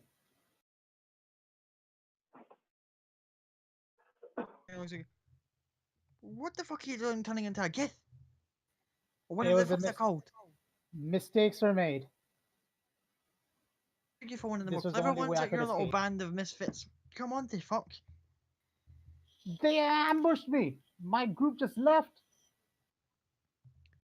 Can I make a deception check? Okay. I'm not trying to pass away someone else, am I? No, it's just normal deception. Come on, big money. Natural 20 again. Who's convinced? So are the shields. They're kind of like, oh, well, I suppose in panic you probably would have. But anyway, why did it? Let her go. Just she's not obviously one of them. She doesn't know what's going on. She's been caught off guard. Whatever. Just let her go. With a Could heavy I sigh, just kind of goes, right, go find your other friends. could I use the natural 20 to also kind of tell the guard saying, but the people who robbed Gilmore's, I was running from them. They ran the other way. And they run in the opposite direction, try and catch them up, and go, thank you for your information. I'll look at the tiefling and say, thank you for the help. Probably wasn't necessary. I hope you find your brother. Peace. And I'm gonna dash the. Cool. You dash away. Toto and Maka, what are you up to? Running out of the shop at Gilmore's, and Copy went in a complete opposite direction. Copy run in the opposite direction from us.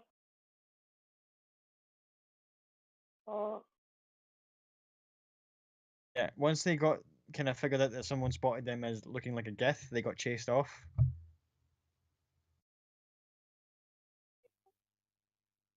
I'm pretty sure she'll be fine. Is there anything else you need while we're in town, Maka?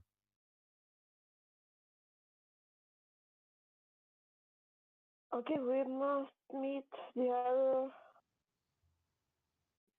Alright, I in the think we town. said... Yeah, I think we said we're gonna meet back at that ship that we tried to fly. So maybe if we head back there, we can take a bit of a rest. We just hang out there, just wait for him. I've still got a little bottle of drink and some pipe weed. We can just hang out there, have a good time, get a bit buzzed, wait for him to get back. Okay, let's go and wait. Alright, yeah, we're just gonna go and head back and just wait for everyone else to meet us. Cool. As you're making your way through some streets are completely untouched, others are completely devastated. As you're going through the streets, can both of you make perception checks as you get about to the halfway point?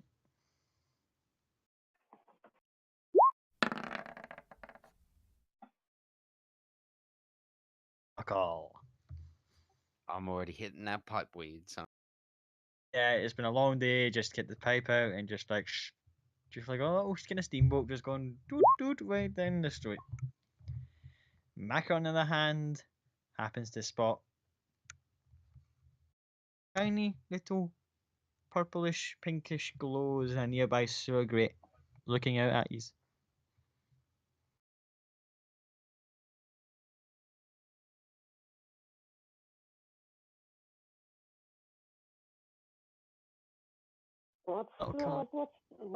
What's that? Can I show the Topo? That? What I see?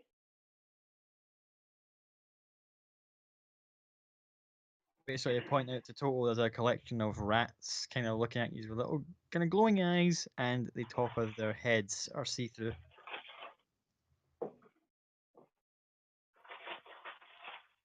now that I'm seeing one in person, now can I make my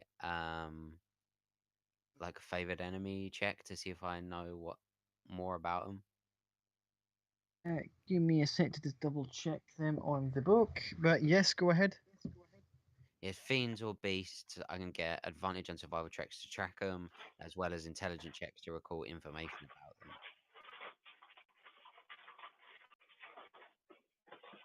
Give me a sec to find them. I'm pretty sure they're beasts, but let me just double check.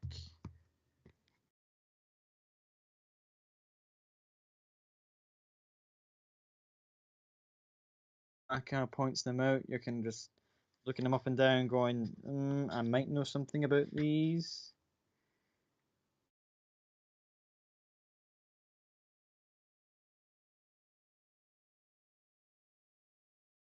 Is beasts and what else? Fiends.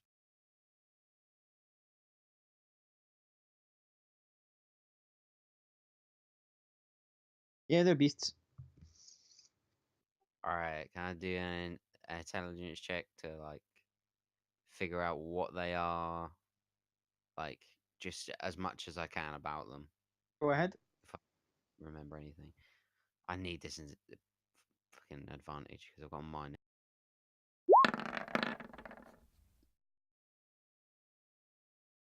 16. You know they're different from normal rats in the fact that their little skull things are a giveaway. But as far as the exact details, all you know is that they're all you've heard are like folk stories and basically hearsay regarding certain creatures that have usually been spotted hiding on the craghammer. Can I try and grab one? You can certainly try. What do you want? What Make you... a dex. I'll say athletics because you're trying to like speed over and grab one. Athletics or acrobatics? Uh, Go for acrobatics.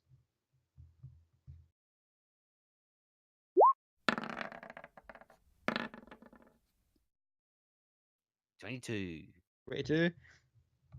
You make it look as if you're just about to walk by, and as the rats are kind of just like sneakily moving forward, you just can, as they try and keep sight on you, you just double back and nab one. The rest of the swarm are not happy you've just done that, and are going to attempt to bite you. Balls.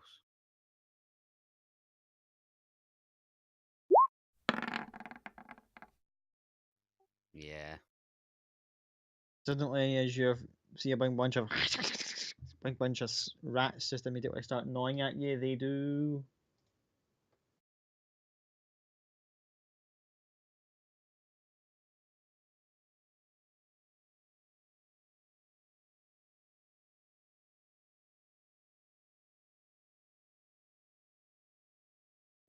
Biting at you, causing 15 points piercing damage. Ow. Little fuckers. They are pretty persistent.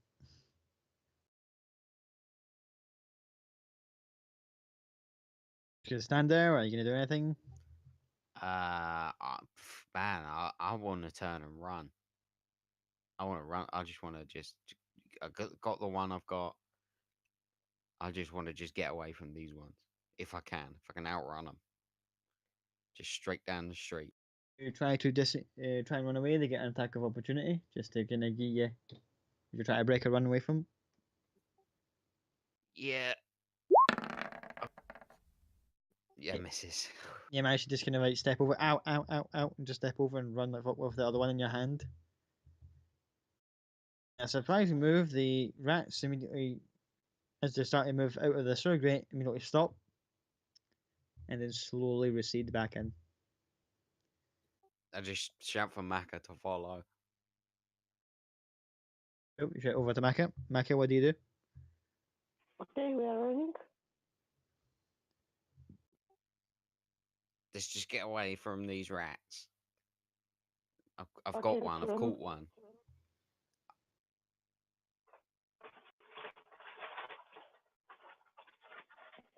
I've caught. I don't need to die from rats. I agree. Go. Let's just leave. Leave the Let's others. get away. He's going to run back to where the ship was left with, and wait for the others as planned with this little passenger of Yeah. yours. Yeah, I want to try Yeah. and keep it somewhere. Yeah, Just you've keep got an it inside safe. pocket. You just kind of stuff it into and just kind of like bundle it in your shirt. Yeah, that do. As it's running off, and you eventually we'll get to where the ship was left. There's a couple of kind of curious guards kind of standing around it when you get there, but other than that, there's not much been done. Now we'll go back to Cloud and Elspeth. As you guys, I'm guessing you went back to the ship as well, or were you going somewhere else? No, I believe we're heading back to the ship after we've done what we needed to do. Yep. As you get there again, you see a couple of curious kind of guards are kind of like, these things have just been left here. And they see you guys approaching, like, halt, citizens, hold on.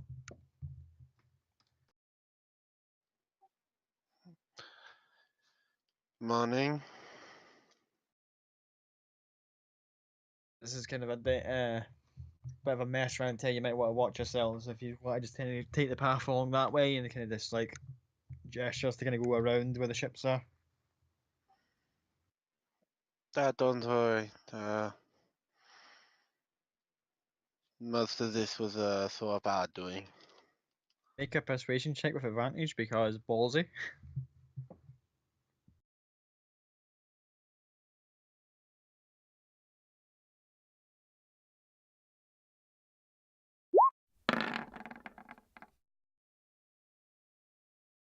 Aye, fucking right, Catboy. As if you and your friends could, and you and your lady friend could have done all this, and at that point you just hear a, and you just see like the big ship that had the hole in it just kind of crumbling still on the side. Can I cast Mage Hand and slap him?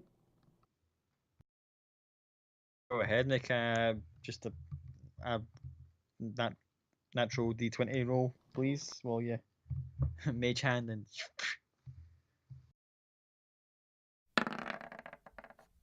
Nope. It feels like you see you gesturing, and then it feels like a gust of wind as the hand just goes by. It's like, no, well, no need for that. Well, There have that been is enough violence fair for enough. one day. That's fair enough if you don't believe us. But you can go ask the ship pant brigade that were here filling their underwear while we were busy. But who knows? And Cloud and Elspeth will go around the ship and enter the gates if they let us. And as you step towards the gate, they're kind of like persistently going, "Step back, citizens," until they hear a familiar voice going, "Let them pass." The guard kind of stiffens up and goes, "Very well, madam." And they just step aside and let you go by. Yes, of course. Silly me. And he'll reach into the side pocket of his haversack and pull out the little pendant and go, "Looky, I got one of these All as right, well." all right, don't show off. Hurry on, don't keep her waiting. Maybe you guys need to go back to manners school. We go in. I assume we see Miranda. You see her cross-armed, looking at the two ships, just back and forth. It's still morning, isn't it? Give or take. Give or take, it's just about 10 or 12 o'clock ish. Morning, my dear. Good to see you. That you are well. You can see she's got a bit of kind of like a couple tarnishes to her outfit that suggests that she was in a bit of a scrap earlier. She goes, "It is indeed morning now. An eventful evening, wasn't it?" Is Keyleth okay? As Seidel and goes, "Yes, she's fine. Couple close calls in the Opal ward, but thankfully she's safe." Good. A couple of close calls all over from the seams of things.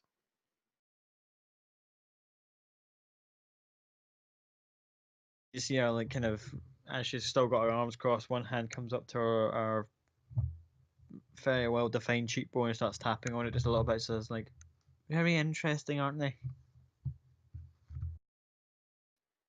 The ships, or the what was it? GIF, GIF, GIF, GIF. One of those. Yes. You ever get that warm, fuzzy feeling as if a great opportunity is just around the corner? Yeah, I've had a couple of thoughts. We even tried to see if we could get one of these things shifted, but the lovely Elizabeth here managed to work out that it must be something the GIF have to allow them to use these ships. Because unfortunately, I have to concur. Then she points over and there's like a bunch of guards with a very look like they've got the world's worst hangover, but it's like more clearly the attempts to try and get the craft off the ground is like we're having no such luck either.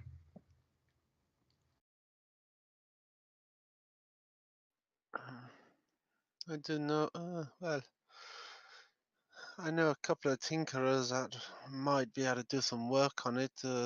Might be able to work out how to adjust these things, but until that, unfortunately, all they are is extremely large and heavy paperweights. Until that is such times, I have to agree again. It's Do you still know how many there are scattered about the city? the only ones that we managed to find in the city, as far as I'm aware. They're still searching. Most are wrecked beyond use. Don't tend to Hmm. leave many in one piece. As do neither of you guys. You lot, and she points to the larger one, which has been blown to bits. The back end and front end are still in reasonable condition. It just needs a bit of the middle. Cross arms now turned to the sort of hands on either side of her hips, and she has a devilish smirk and goes, "And the wings." I'm sure we can find some on the other wreckages. Out of all the wreckages, we could probably put it back together. Maybe something a little bit unique or so. Goes, and she immediately goes, "I can see why you're the more clever one of the lot." And she kind of just like kind of plays one of your whiskers. Well, I know a fair few people who, over the years, can do some amazing things. So, where there's a will, there's a way, as I've been told. It turns out kind of cautious out. Elspeth is, "What about you, my dear? Do you have any thoughts on the matter?"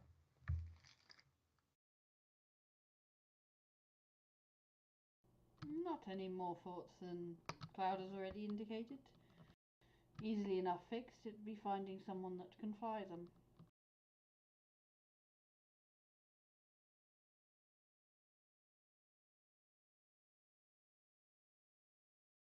At which point, there's a similar ruckus from the opposite end, where it would appear that Toto and Maka and Copy about 5 minutes afterwards would then appear, where the guards are kind of like, "Stop, citizens," and then eventually Miranda goes, "It's okay.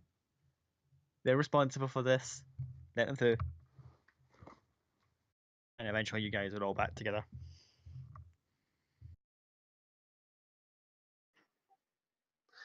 Have you had a good morning, ladies, gentlemen?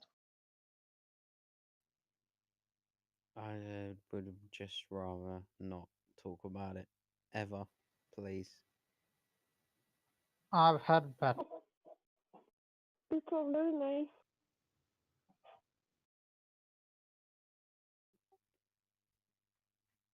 What's the Miranda kind of plan? looks at you up and down and goes, "I think you should all have a little chat amongst yourselves while I go speak to the guards about finding any more of these and see if the shields have reported too much to the Margate. If you'll excuse me for a few moments," and she kind of walks away with a bit of a swagger.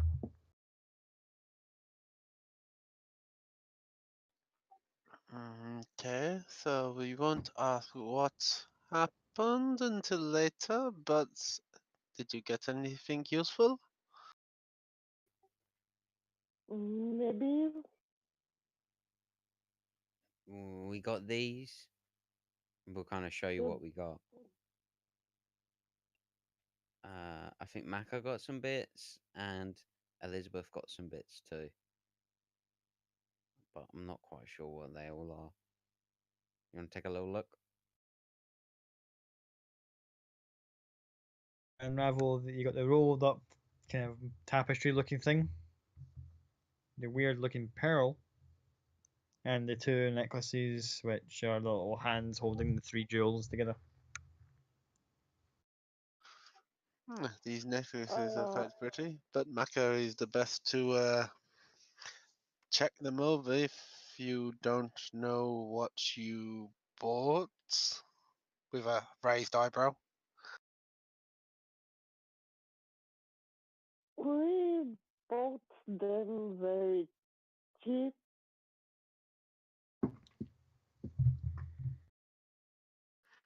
I understand. Well, And I think I you, prefer Maka, are the best.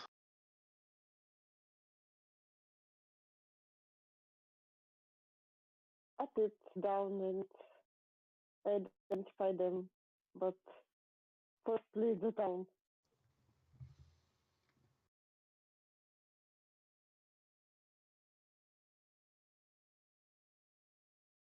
Do you have any work here left? Something to do? Or we can go?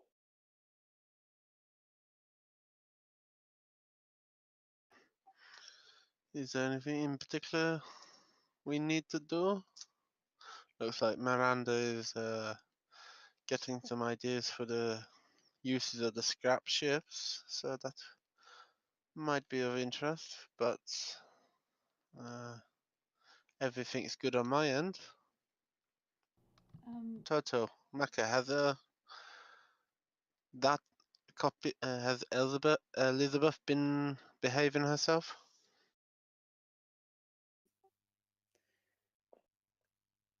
Yeah, I think so. Wouldn't you say, Maka? I think she definitely helped us out. Yes. I'm like semi-posted on the floor with my 4H. See, we worked her pretty hard. She quite literally pulled her weight. She made an attempt to run as always, but she wasn't too far behind us. As long as she's trying to break that habit is quite nice, but we'll see. Elizabeth, you were going to say something? I was going to suggest we check the Cobalt Reserve because I do believe we are 1 or 2 members short, and I believe Yes. that was their final destination or the destination when the shit hit the fan. This is true, and I did make a promise. And it might be a best option for us all to go together. Please. Yes.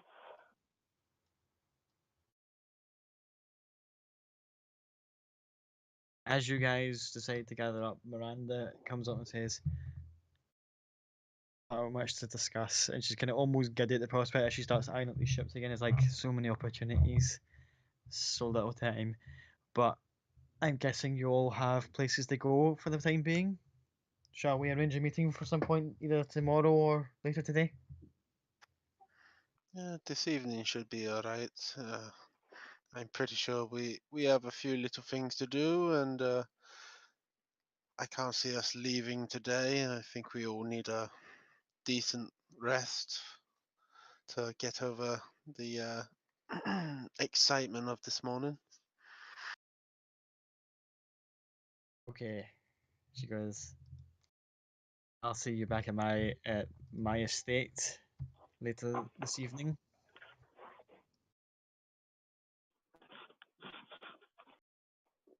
Well then, try not to get into too much trouble. And if need be, I can send some of the guards with you if you need some extra backup. Well, there's no promises about the first part, but the guards thank generally you. get in the way.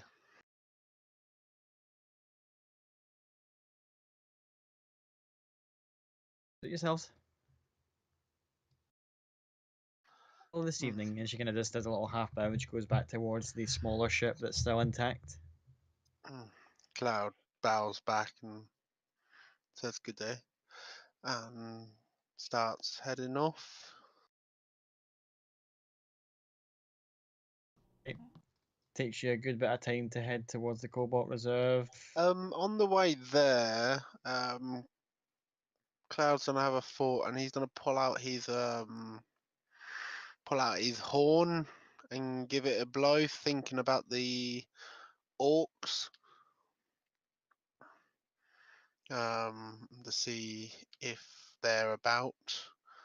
Which the rest of the pie just sees Cloud pull out a horn, blow it, but nothing comes out the horn. What? No one else hears the noise, but you do. Just like, very kind of really bassy, growly kind of noise, and you'll have to wait and see. Now, I'm going to ask Alex one last time. Are you sure you want to do this? Yes.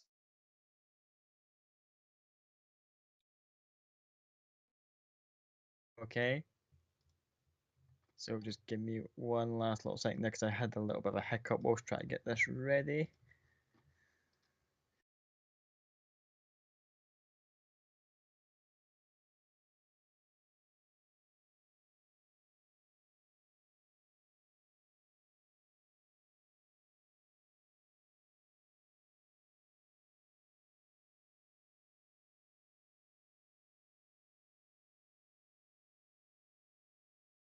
So I am going to move you in a second to your own personal little suicide map. Battle map. Don't worry, it is a suicide map.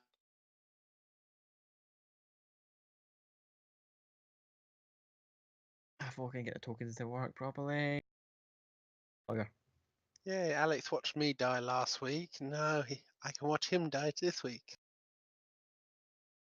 What I'm enjoying is they're on a ship flying, so if they manage to kill everyone, the ship's just gonna plummet. So they will save 0 people. That's why I haven't used my channel divinity. I gain proficiency with a tool. The ship is a tool. You need psionics. They won't give you psionics. They will if I literally rip their brain out. I'm going to just skip ahead and say that's not quite how that works, but for shits and giggles, this is going to be fucking. Again, I'm going to just like jump an extra page because I've kind of cocked it here. But anyway, just for the sake of brevity, we'll say before you fell face first in your ass when you, Genji, and Nyx were talking, you were kind of getting a rough idea of what you could possibly do. What do you have in mind? Well, my idea was me and Nyx would be a distraction whilst Genji secured or took out some of the warriors. Then any that tried to slip by to get to Genji, we'd intervene and try and push them back till Genji could, get in with them or try and get the manacles off them and onto them, if you know what I mean. Yeah, I got most of what you're thinking here. Yeah. Basically, it's a bum rush, letting the ninjas stab them in the back whilst the bum rushers distract them.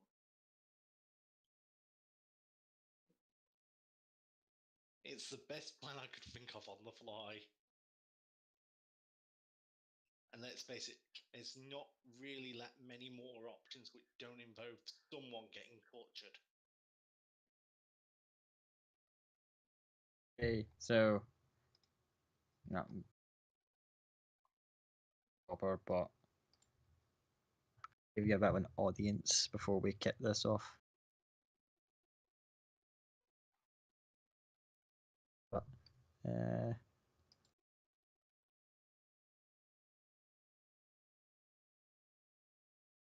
so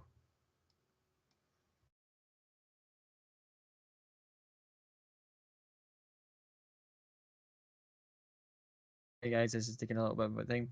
But yeah, if you all want to just have a casual chit chat going, yeah, I wonder what Visca and London are up to as they're probably fine. Just as you guys get to kind of like the outskirts of the Cobalt Reserve, seeing the absolute state it's in, you can only assume the worst. You rush up the stairs, we jump back to wherever the ship took yous.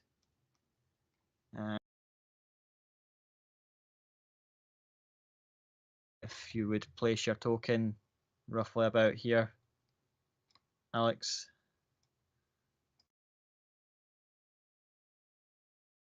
I grab the others for you. I'm just going to use Taxim's one for Genji since he's green, because symbols.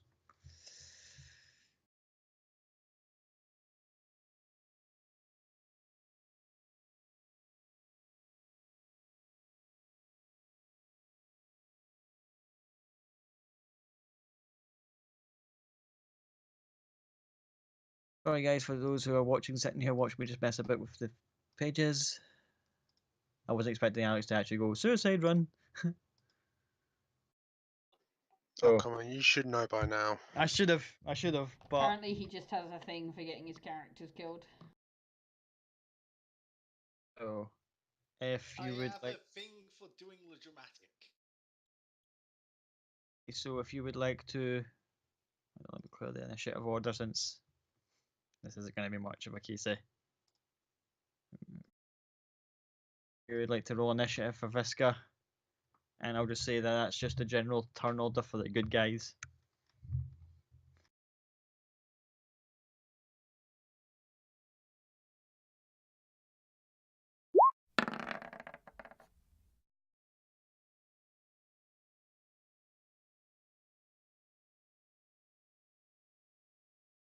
These are all more casual, chilled out ones that I thought we were going to get this week, but apparently not.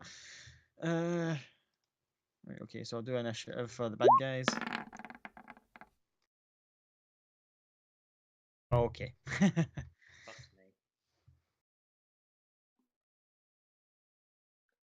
You know what? I'll say that because you are bomb rushing them, you get the first round as a freebie. Just because. Okay. Anyway, go ahead. Give me your first action as Visca while I find the couple of approvals. Right.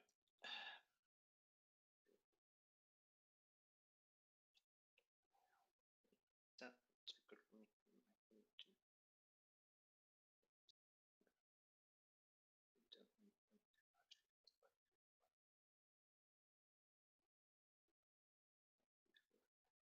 Tick tock, tick tock, tick tock. Okay, right. I'll start off by casting Spiritual Weapon. Okay. Oh, give me a little click as to where you want it. Put it right in front of the guy in the middle. So, spiritual weapon. Yep, and 16 to hit the guy. I do believe actually misses. As the gift warrior just, as you see it just shimmer into existence and swing, he just ducks under and just shouts out to the rest of his guys, attack! Bollocks. Never mind. Right. And that's great. This will move up to here. Mostly draw them in. And that'll be his turn, because fuck, he's not going to hit anything. Okay. As we'll have Genji move up in a sec.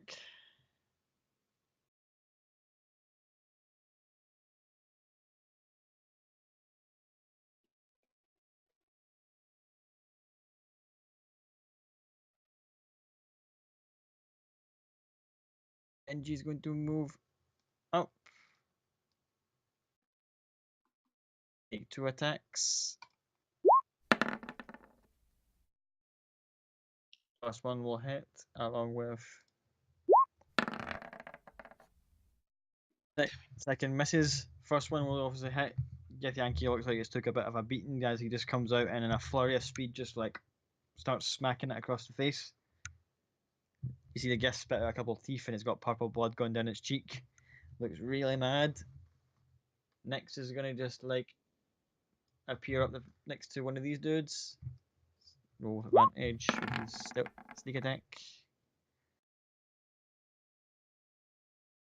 And first Gith Yankee goes down as he was taken completely surprised and even just gets next manages to take his sword off him and goes, yeah, throws it to Genji. Genji takes a hold of it. You guys are making quite a bit of a show of this. Back to your turn again, because these guys, the Yankee have been taken surprise, and now surprise has been done. The other captives are all kind of seeing this as if like they're doing it. They're actually winning. We could maybe escape. Visca, what do you do? Right. Fuck it. Get in this one's face. I'll have my spiritual weapon attack as my bonus action. There it is. Come on. Figure out that I clicked. Spiritual weapon hits, and the gift looks pretty beaten up.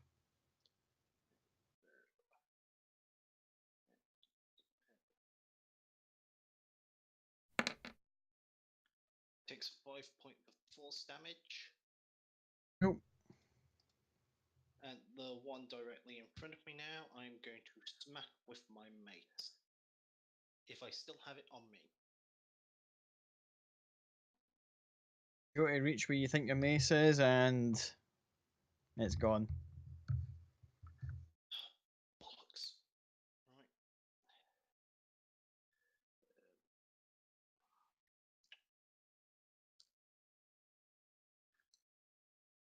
Then, fuck it, because it's the only other thing I can possibly do.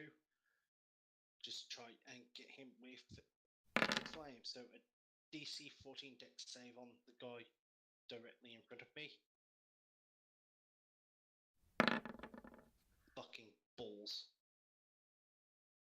Just makes it dead. No, he demolishes it. That's my turn. Cool. These guys are all just gonna look at one another, and they look up here, and they see this supreme command, this lordish commander, general, hoity-toity, Mister. I've got fancier gear than everybody here, and stern-faced, just cross-armed, looking. And it appears that the actual gift don't do anything. They're just gonna stand there and just watch you guys barrel out and trying stuff. They're itching to get in the fight, but they're looking for the word. You see this dude start to walk down from his high up position, just kind of dismounts. He starts walking towards you. That's all the bad guys are gonna do. What do you do? Right. You're ready to tell these guys are listening to you going, what do we do now? They don't seem to be fighting back. They've brought manacles with them. Cuff them. I'm going to make sure they don't attack. This is going to drop something, but never mind. I'm going to drop my beacon of hope, but I don't care.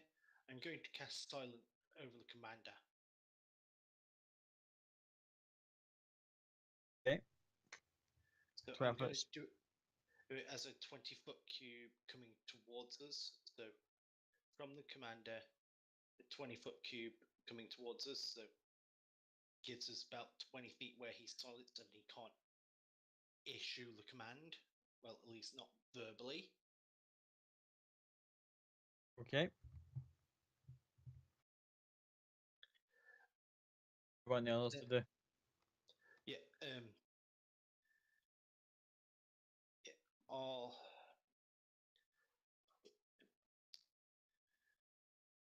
deal with them how you think best. Does the guy in front of me have the manacles and cuffs that you said they had? All got a set each in their hands. Yeah, I'm going to try and take that set off him and cuff him. A strength check to see if you can pry out his hands, because they're not like standing there immobilized. They're kind of just like, we're waiting for an order here. Yeah, I know that. I'm just trying to take as much advantage of it as I possibly can. Right. Nat 20, nat 20, nat 20, nat 20, nat 20, nat 20. Come on, nat 20. I need a nat 20. Damn. Strength of 20. So you yank a set of manacles out of one gift's hands, and it's kind of looking as if, like, I swear, if I get the order, I'm taking your head off. Kind of look in its face. Yeah, and that's going to be my turn because silence is an action, and getting those would have been my bonus action. Yeah. It's just gonna walk straight up to the field of silence. He just passes Nyx and comes straight to you, just kind of looks you in the face. I heard you know where the books are.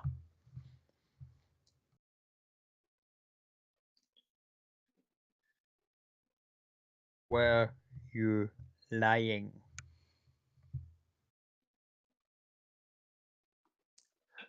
I still don't know what these guys are. I've not even rolled to figure out what they are. I've only thought of how Yeah, I to know. try. Yeah. And I'm not going to start right now because I'm.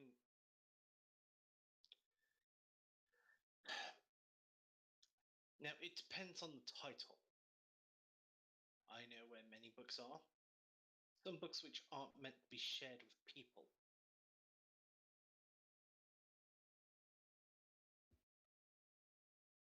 At which point you hear a very distant roar. And landing not far behind, to your side, a red dragon shows up. Turns round and starts like, enough of this foolishness. Does he know where they are or not?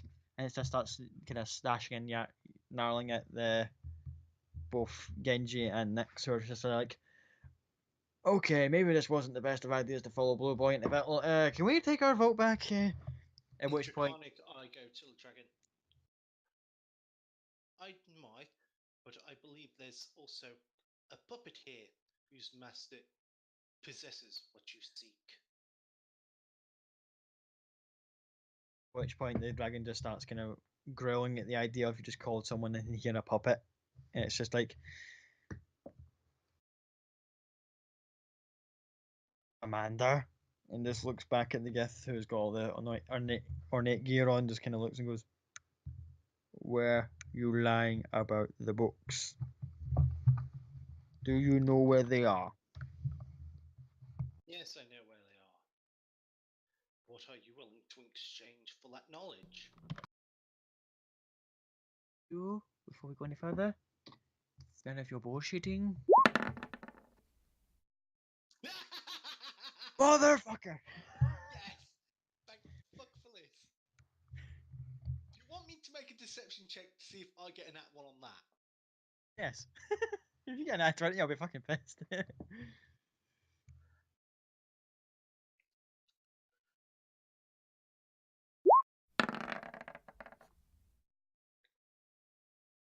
Dick. Just because nat one, you just sit there and go, name your terms. All the people you have captured here are to be returned peacefully. I will stay with you till you have recovered the book. There is one other being which you may keep, as that is the puppet of which I spoke. Everyone else must be freed. Those are my terms.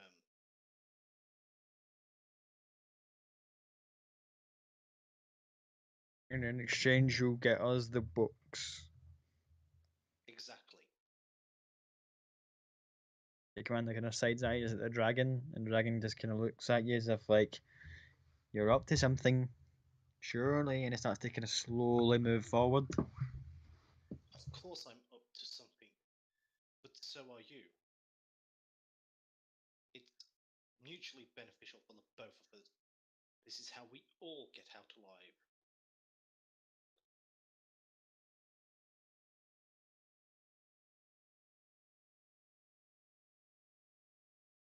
Dragon takes a moment to look at you again, up and down. Looks back at the commander, and then it starts to kind of wander its way back around to the side of the ship. Commander looks. Bring the puppet. Very well. I point out the puppet. You point out the kind of very stern-looking, blanked expression fella with the collar around his neck. Yep. Gets up.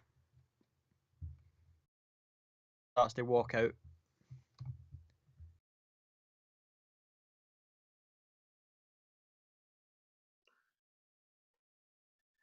Yep, and I'll follow the commander. Okay. The commander's now next to you with the puppet right in front of you. Yep. The one you speak. That is the puppet. Unless its master takes control, it does not speak. It nods, but it can lie just as well as any living being, even though it's not the true being. At which point you see the puppet's hand slowly move up. Right hand. What's that? It raises its right hand up.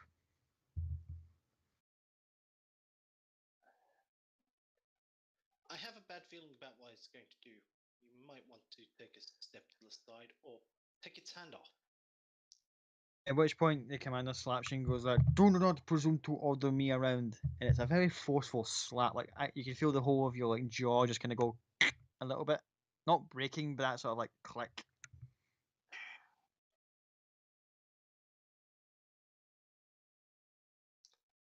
I warned you. That's all I'll say.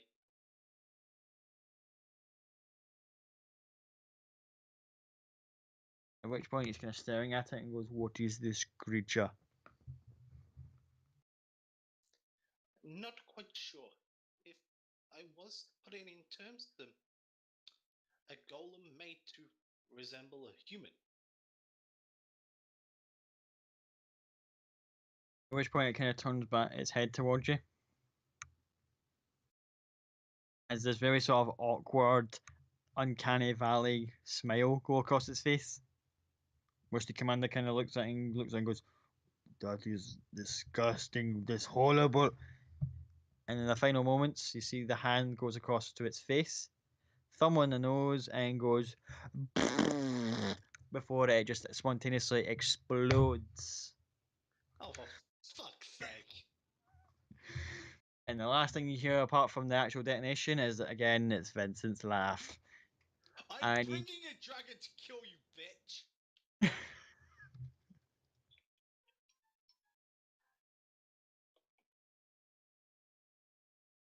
you might want to make a deck save, my friend. I know I'm still going to fucking die from this, though. Let's just see how badly.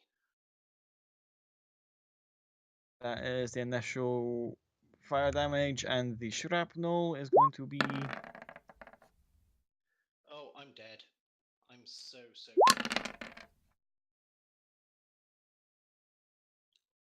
I think you're still alright. I'm unconscious. The shrapnel alone knocked me out. Luckily enough, the 32 doesn't go above my max hit point, so yeah, I'm unconscious. Even with failed saves, the commander's still standing, though furious. The dragon's standing there as if like almost face palming at the absolute stupidity. Several of the gift warriors are completely minced on the table, and Nyx is unconscious on the ground, as is Genji. At which point the commander gets up, grabs your body, and goes like, says, and looks back at the dragon. We will find out the truth, and then we go back. Moment of consciousness before you pass out is the dragon going, that is all she asks. Your moment of consciousness before you are out for the count. And I did warn him, but did he listen? No.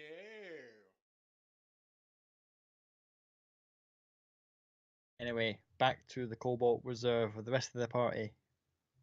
You've all just rushed in. You see there's like damage to the footsteps. There's interiors can basically look as if a tornado's went through it. You see blood stains everywhere, bodies covered up with sheets. What do you do? Can Elspeth she's not looking under the sheets, but sort of glance at the sheets to see if she spots a shape she recognises at all. Make an insight check. I'll do the same thing, or I'll just help. Yeah, same here. So am I I've got a making plus insight with advantage, four. or are we all making separate ones? Insight with advantage. I've got a +4. I'm going to bust out a Sateen Phoenix thing and make it triple advantage if necessary, but she's not needed because that's a 24. Natural 20. Kind of, thunder, but okay. You look around, you don't see anyone you immediately recognise. In fact, as you're looking around, all you see is you all pulled out a magnifying glass and a pipe because you've Sherlock Holmes some shit here. You've noticed that while Visca's body is not here, you recognise parts of his like cloak and have been trailed off outside. Do I spot London? You do spot London. You do see the rather large mass of him that's been moved inside to kind of be kept out of the way, and you just see the gaping wounds where the tusks used to be. Multiple slash wounds all over his body. She's gonna grab Cloud's wrist and point in that direction and go, I do not believe this is going to go in a good way, but should we walk in this direction? Do you wish to enter, or do you wish me to go alone? Let's go as a team, or as many that want to go. Cloud will grab her hand properly and lead the way. She'll Oh, indicate to the others in which direction we're heading as well. A couple of the city shields come up and they're looking at you as if like, you folks look as if you need help. The orders seem a bit kind of busy right now, but if there's anything we can do, you kind of get the impression that these guys are like the proper kind of like, yeah, we're the proper shields, beat cop, you know, seen it all, done it all kind of types, opposed to the blue bloods that you seen earlier, just like, yeah, The brown pants. yeah. Elspeth is once again going to indicate in the direction of London and go, we knew him.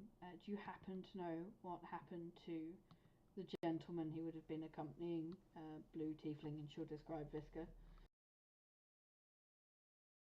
One of the nearby scribes went, oh, Mr. Bookreader, unfortunately last we seen of him, he was being dragged off with a couple other members.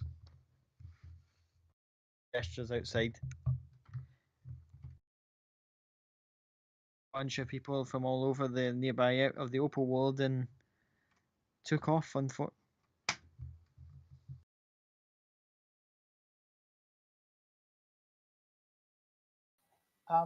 During this time, can I go sit next to London? Sure. Like next to his head? I'm just gonna sit there, take on my violin, and just play a song. Not really looking to impress anyone, and just. Okay, you start playing just a simple melancholic tune just to kind of mark the occasion as it would be. I don't mean this to sound horrible, can Elspeth try and search his body, and that sounds horrible, and I don't mean it to look for the picture that she knows he carries of his family. Yeah, you can. I'll say you find it. Thank you. She's going to tuck it in her bag and just mutter under her breath, "Favour number 2 for a dead companion." There was something, miss, if you are friends of Fisker. Well, they took him, they left a lot of his things lying here. They kind of pick up the Wiki 2.0. Elspeth's his not bag. picking up shit. That shit's going to be too heavy for her. But the bag's here as well. What bag? Out of character, what bag? Like all his like stuff that he carried on him, just as like if I was putting it into like a basic inventory bag, just like, oh, here's his Visca's loot drop. Basically, Everything. it's just a bag full of erotica and diaries. Alex, what you travel with up and down the country is none of our business, right? But what is your character carrying? Literally, it's all his starting gear. Anything So- else you think that he's still carrying? There, Try and think for a moment here, because before someone picks up the bag and opens it, because I think there's something in there that you probably wouldn't want some people to find.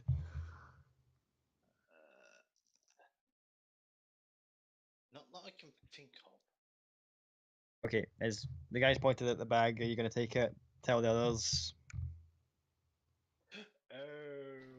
Elspeth is going to indicate to it, but she's not going to take it. Well, Cloud's probably still holding Elspeth's hand, so Cloud will pick it up. You want to check it, or do you want to keep it for later? I'll keep it for later. I know some of the stuff that Visca's into, so it's like, let's not pull it all out here. I don't know what these things called batteries are, Visca, but you had certainly a lot of them in this bag. Yeah, for some weird reason, it keeps on vibrating. It's really weird. Speaking of vibrating, okay, Toto, see the thing in your pocket you're like nabbed? It is going like crazy in here. Like, it's trying to get free, it's trying to wriggle out, as if it feels, it's as if this thing's got a match lit underneath it and it's trying to get out. Yeah, I definitely want to find somebody that works there that I can ask if they know what it is. Because as far as I know, these guys are like, they know all this shit. So I'm like, just gonna grab somebody and be like, "What's this, rat?" Oh, the rat just like, here. Yeah, pretty much. Just like grab, like just collar somebody and just be like, "Tell me about this." At which point one of them kind of looks and goes just like, where on Dixandra did you find that horrible? And he pulls out a handkerchief just covering his mouth. He's like, get it away. Mac, I found it in the sewers. It certainly smells like you found it in the stairs, boy. What the fuck are you doing with one of those? And he starts kind of gesturing and like, those things. What is it? What does it do? It's picked up a cranial rat without knowing what the fuck it does. What is wrong with you? I keep seeing them. I like animals, and I What do you thought mean you maybe. keep saying them? Well, we seen them. People keep saying to me, "Do you know what these animals are? They're like rats with their brains are sticking out." I thought, I don't know what the fuck a rat with his brain sticking out is. And then I seen some. Well, Mac had seen some. She points them out. I thought, fuck it, I'm gonna take one. So I took one, and the bastards bit me. So I just ran, and now I've been walking around with this thing in my pocket. It's going fucking nuts. What is it? At which point I would like you to make a what would that be? What about just a general deck save to see if you can keep a hold of this little bastard, because he is determined to get away. And it just goes yeet right out your fingers and starts running off down a corridor and How starts did making I? a beeline for the exit. Dagger. Cloud throws a dagger at it. Which one? Stop it! Stop that thing! Stop! Stop that horrible little bastard! And see if you can hit it. 21. I'm pretty sure that hits. You might want to roll damage because I think you might have. Well, I want to double check.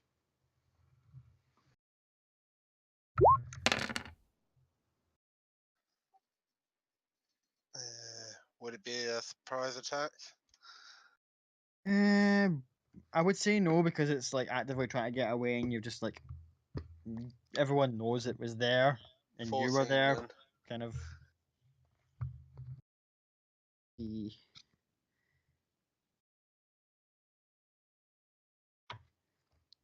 go individual. I'm sorry, I had to look that up. It's only got 2 hit points. Oh, that was a waste. Dagger just ping straight through it, pinned it to the ground. Oh, That sort of way when you see like pigeons getting shot and it just turned into feathers. Well, imagine that, but it was like fur, the tail, a little bit of the brain, and everything else just like mist. At this point, the old Cobalt Reserve member's like, "Ugh! That was ghastly, absolutely ghastly." And another kind of gauntlet looking woman comes out and kind of goes, "Sorry, master, I'll clear this up." She kind of takes like a kind of little, almost like a dustpan, and just kind of cleans it into it. Little rag, cleans up the blood. I'll have my knife back, please. At which point she takes the knife, and while she's holding it, kind of that sort of like, "This is disgusting me" kind of thing. Is like, "Here you go." Thank you. I think Master Ingram is a bit on the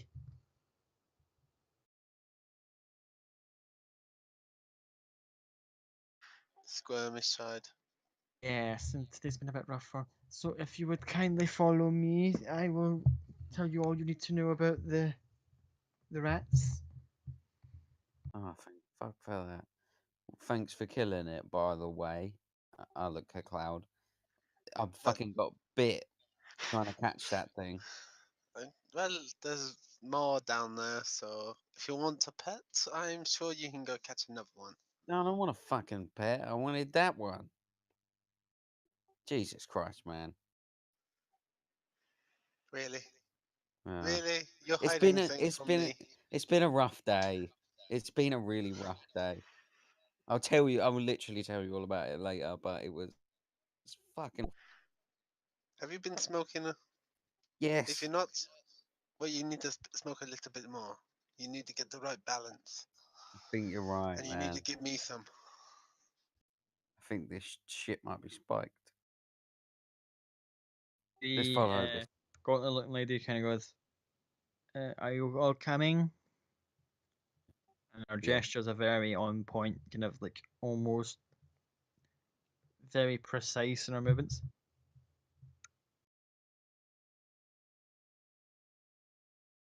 Like, follow me. I'm gonna make sure my holy symbol is on display. We'll see it and kind of just nod in as you pass by.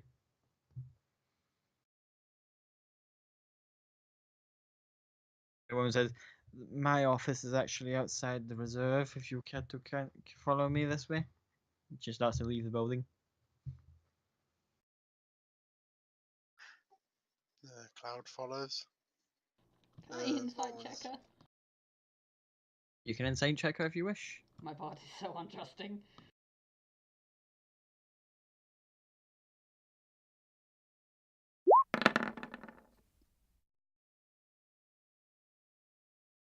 I'll type it and let you, as the others, I'm guessing, still follow. Yeah, I'm following. Yeah, I mean, as I finish up the song, I'm gonna get up and say, we may not have agreed, but at least you died a honorable death, and then walk away. Cloud stays with Elizabeth, but he sort of gestures to head follow. I'll let you know what she does in a second.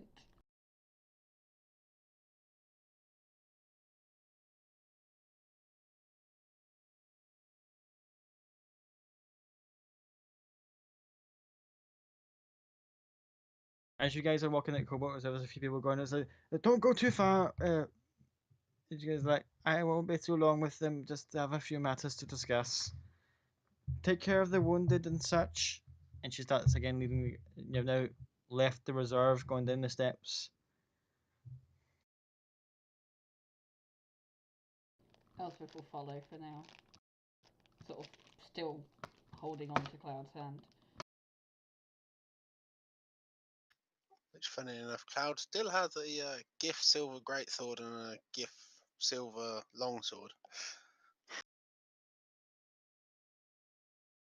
In his hands. No, the longsword's probably hanging from his belt, and the greatsword's probably like strapped to his back at the minute.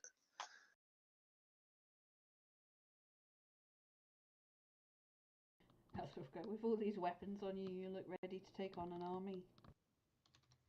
Well, he taps the longsword on his side and just goes, Oh. "This one did kill me." As she reaches in a nearby building, she's like, please. And she opens it up and goes, in here, please. Hurry along now. We don't have much time. I go in. She closes the door behind her, locks it, and goes, now, what do you wish to know about the rats? Well, I want to know everything.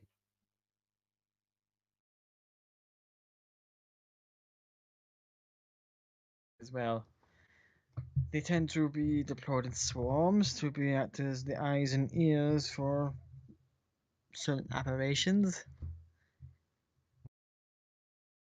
There's a few of them in Westruun. It appears that maybe some of them, which is uncommon because there aren't many reported sightings of such creatures.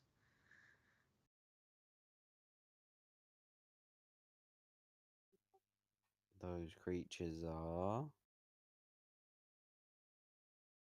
Opens up a little compartment in her desk. Opens it. Pulls it a tome and slides it across the desk. The last known sighting of these creatures is underneath Craghammer, some 10 years ago, I believe. 10, 11, I don't know the exact date.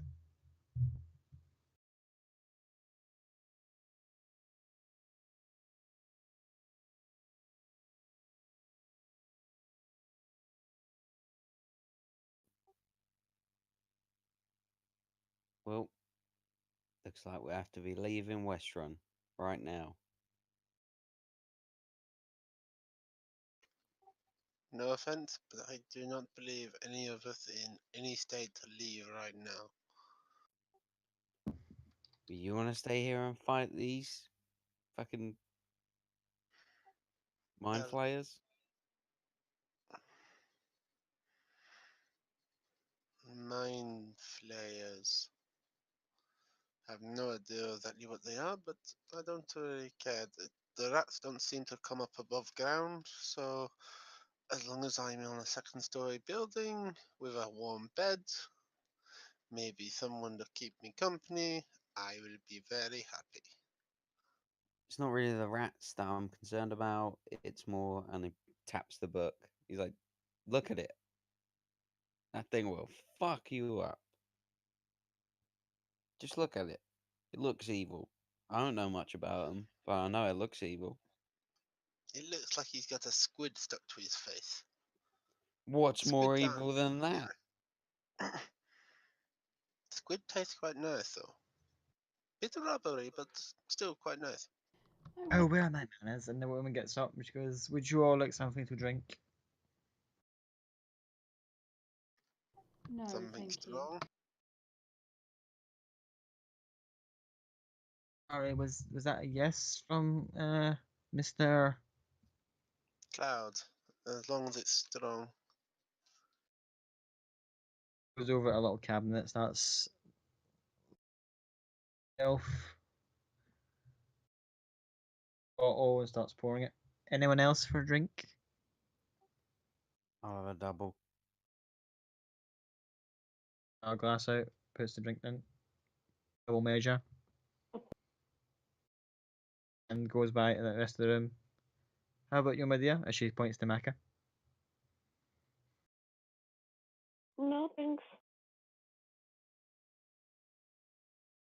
How about you? Pointing to copy.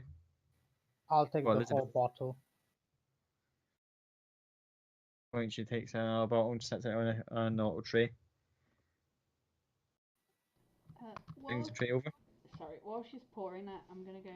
All the bottles you have here cast an interesting shadow on the wall. It's amazing what kind of things you can see in shadows. Straight into the back of it and goes, yes. Picks up the tray and goes, so, those who wish to partake, here you are. And she kind of just leans forward with the tray.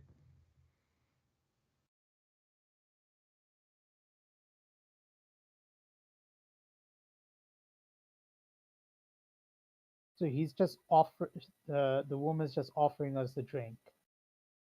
Yeah. She got all in a nice little tray for you, the full bottle, the double measure, and the single measure. I'll take the whole bottle and chug. Okay. Drink the whole bottle. Cork goes off. Go, go, go. Total. Yep, down in it. Right. Down the drink. Cloud, you said yes? Yep, Cloud has a drink. Nope. Oh.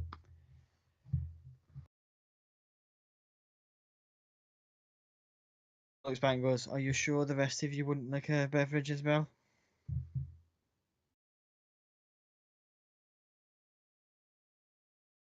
I am definitely sure, thank you.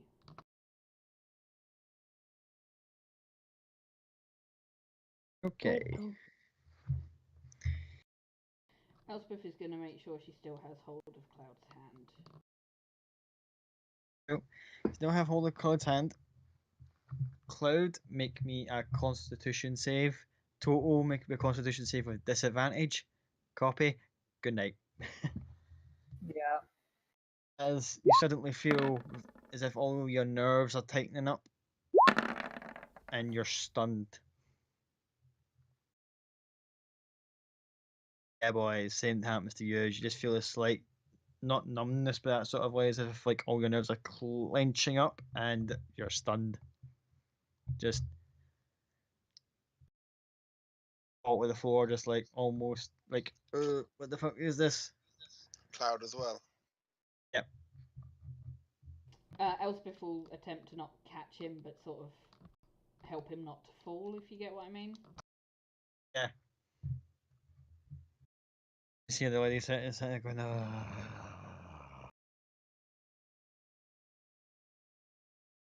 here for us. Hands up, straightens herself up again. He goes, would advise resisting. This was only usually a precautionary measure, but it's like, I would rather you didn't see where we were going.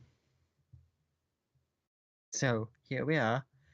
Either you volunteer to go and to go, and how do you people put it? And a gestures to her face as if like, this has difficulty speaking for a moment, and she kind of just twitches a little. And then she says something, but her jaw kind of goes out of sync to what she says.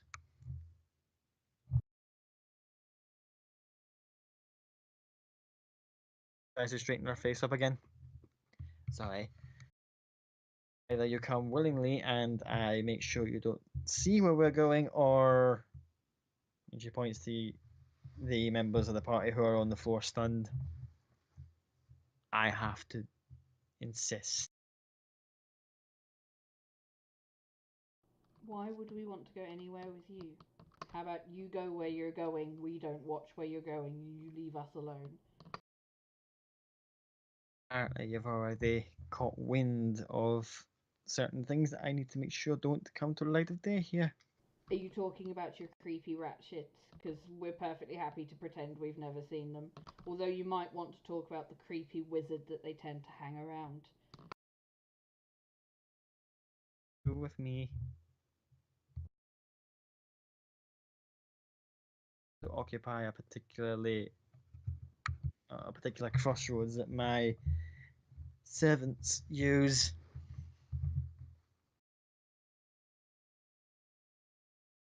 Mind, either we take this discussion elsewhere.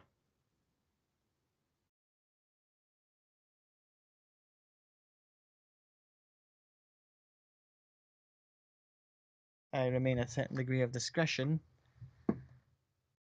or things get really uncomfortable for us all. And I would rather maintain my cover if possible.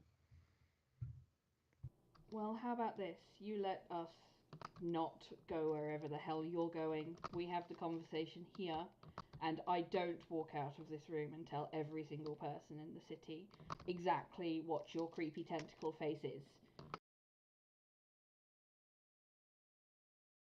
Raises an eyebrow at you.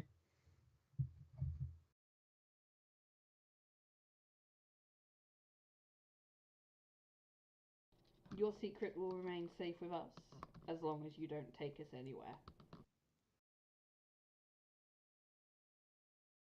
Persuasion check. Come on, Elspeth, the one good thing you're good at. Fuck!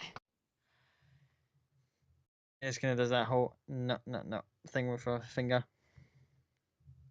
I haven't survived this long by making compromises to my security. You have found my rats. Suggest I haven't been as discreet as I had to be in the last little while, and I'll have to correct that. But I can't have you around asking questions that will draw attention. Would I have any idea how far we've moved away from the Cobalt Reserve? About 4 streets away. Would we still be in about 120 feet, roughly? Well out of that.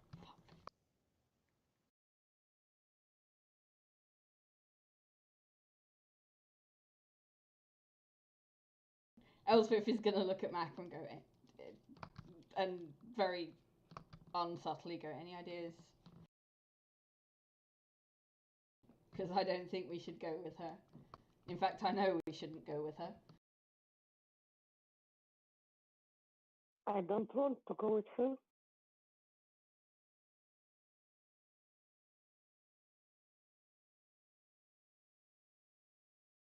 But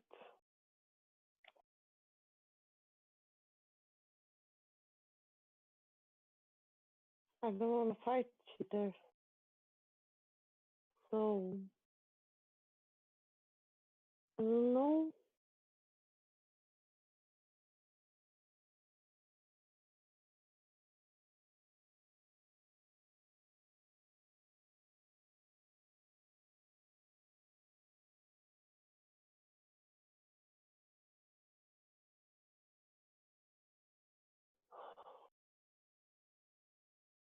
Building. Can we run away? She's locked the door as far as I'm aware. Yeah, she locked the door and made sure that no one else could enter the building.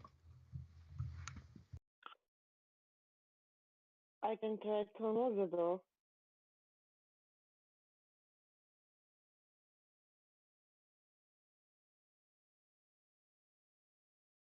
The hand it goes, you get one opportunity to change your mind. Come with me. No tracking of our movements. We discuss this civilly. Otherwise, Why can we not discuss this civilly here? Why do we have to go to wherever the hell you want to take us? We're trapped in here with you anyway. If you're not planning to harm us in any way and you're going to keep it civil, then we're going to get out and go travelling around again. We're going to end up in West Run at some point. So there's no point to us being taken away now because we will end up coming back here. So you've got to either trust us that we won't let whatever you say to us leave this room, or you're going to kill us anyway, so we may as well fight you.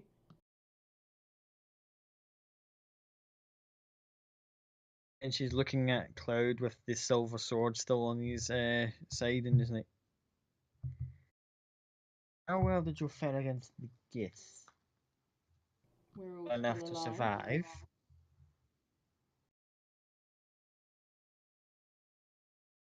Looks over at it, comes over to it. Elspeth's going to put herself in between Cloud and her.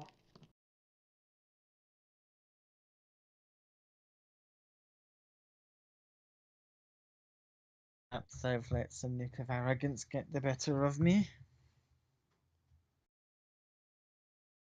Oh, and she kind of shakes out a little bottle from her hand and goes like, "Give them all a drop of this, and it will take away the effects of the tranquilizer." Insight check. Right.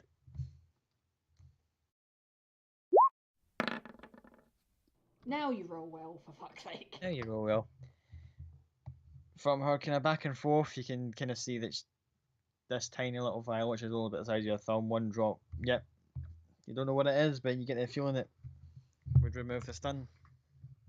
Okay, so she's going to give a drop to Cloud, and then... Yeah, is Toto or Elizabeth in range without leaving her position in between Cloud and the woman? If not, she's going to... Toto could probably be within reach. Elizabeth is about kind of like a square out, as it would be. Okay, so she's going to give a drop to Toto, and then she's going to toss the bottle to Elspeth and go... not Elspeth, what the fuck? Maka, and go, can you give that to her, please, and indicate Elizabeth? Yep, perfectly fine if Maka wants to give her it. Okay. As they come back to consciousness, Elspeth is going to go, and this, ladies and gentlemen, is why I do not drink. At that point, you just hear like a rattle at the door.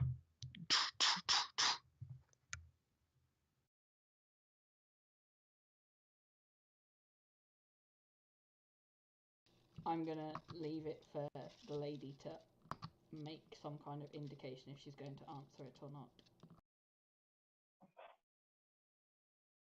Which kind of slumps out of the desk a little bit and kind of says, "This is why I prefer to do."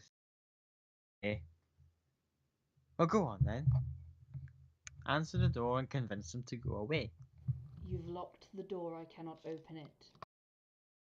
Just kind of points at it and goes, "See this little thing?" And there's like a drape over the door that says, "Move it to the side."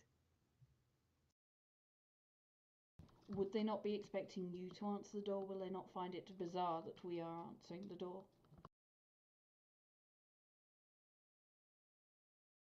Just like waves her hand at you as if like, "Go on.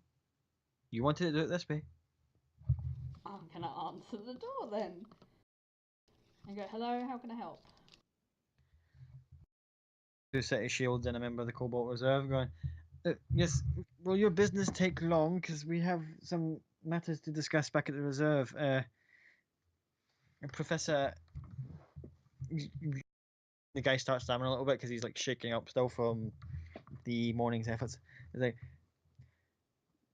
"Professor Woodrow needs to come back to the reserve." I don't believe we should be too much longer. She's just going into some depth about the things that we're discussing. So we should be back as soon as possible, but I'll let her know obviously that she's needed, and hopefully that will speed things up a tad. Persuasion check. See if they go away.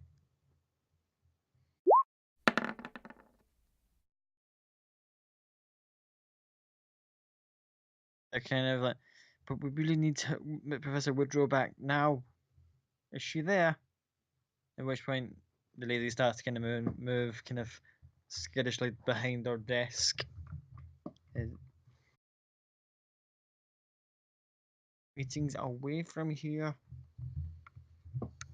She's in a back room at the moment. I will let her know that you need her ASAP, and we'll get her to you. One last persuasion check. See if you can bug her off. Better. At which point they kind of go, "Oh, well, please tell her we need her helping me as soon as possible." And reserve member and the 2 guards leave. At this point, the Others who all drank from the decanters that she had. The stunning effect is worn off, and you're able to move again. I was gonna still be on the floor. I'll be like, this is just brilliant. Cloud reaches into his haversack, pulls out a small vial, and says, "Well, this is where I carry this. Pop the vial and take the stuff," and he'll drink a vial of antitoxin. Okay. For the record, that stuff that she fed, the antidote that she gave you, I don't know if any of you guys have ever done like the taste and smell tests. It's used for that. Or if you're someone who bites their nails, if you ever had the stuff that you put on your nails to kind of stop you from biting them, very sort of bitter, horrible face scrunches up like a paper ball kind of thing. That's same essentially the taste stuff. left in your mouth. The same stuff they coat Nintendo Switch cartridges with. Yeah, pretty much. Why are you From what I've told- eating Nintendo Switch cartridges? They code it on there so kids don't lick them, and so I had to lick it to see what it tasted like. I wouldn't have done it otherwise. Best explanation ever. Fair point, fair point. While the others are getting up, Elspeth will go, you know that would have been a lot simpler had you had that discussion with him. I do not understand the point in getting me to have the discussion with him. You still sound like yourself. Yes, but I want to see how useful you can be. Now, seeing as how I've agreed to change my usual methods for you people, it's going to start to get really great about it. She goes, there's a certain degree of trust I'm now putting in you, despite my circumstances and prior methods. If you do find out do keep track of where we're going, if at any point my security is compromised and my well-being is threatened, rest assured, I would feast on any one of you or your families or loved ones, current friends, and if I couldn't get the chance to savor that taste, I'll ensure someone else will. Do we have an understanding?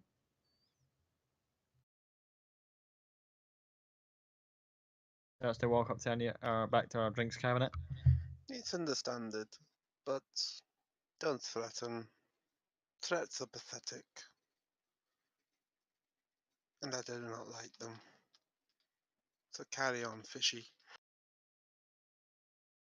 Well, feline, if you wouldn't mind, and she points to a circular rug that's on the floor in front of her desk. Move it to the side, please. Flicks it to one side. Unscrews a certain bottle.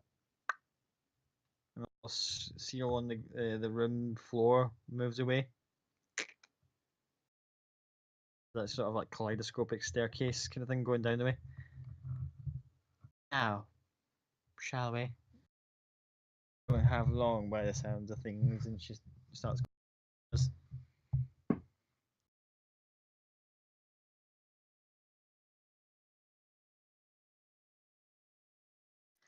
Cloud follows. Elspeth will tag along behind. I suppose the rest of us should follow. And Toto kind of looks at Maka and Elizabeth like, Maybe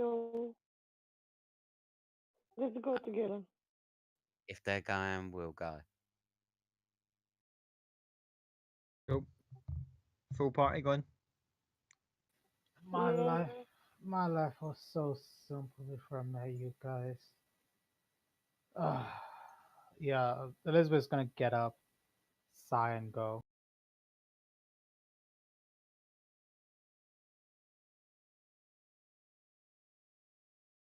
As Elizabeth is the last one to go, they pull herself off the floor and go down the stairs. As you are the last one in, the stairway eventually just goes back up. The whole corridor that areas you've walked into is complete and utter black darkness. Even with dark vision, it is very narrow tunnels and no light at all for as far as you can see.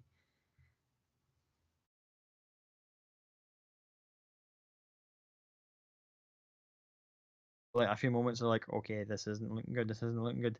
You just hear a voice that's now sourceless in the room. You can all hear it as if it's like omnipresent. It's like, this way, and the lights come on. You look back at what was the rather regular looking professor.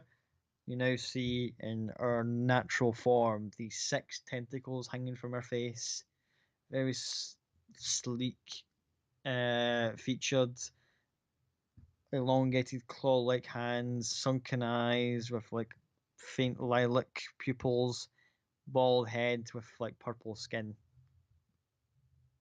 Thing of nightmares for most people. Brandishing a staff, it's kind of moving on its own with like weird tendril bits at the top. Follow me. Well, that is very different and quite disturbing. A feline.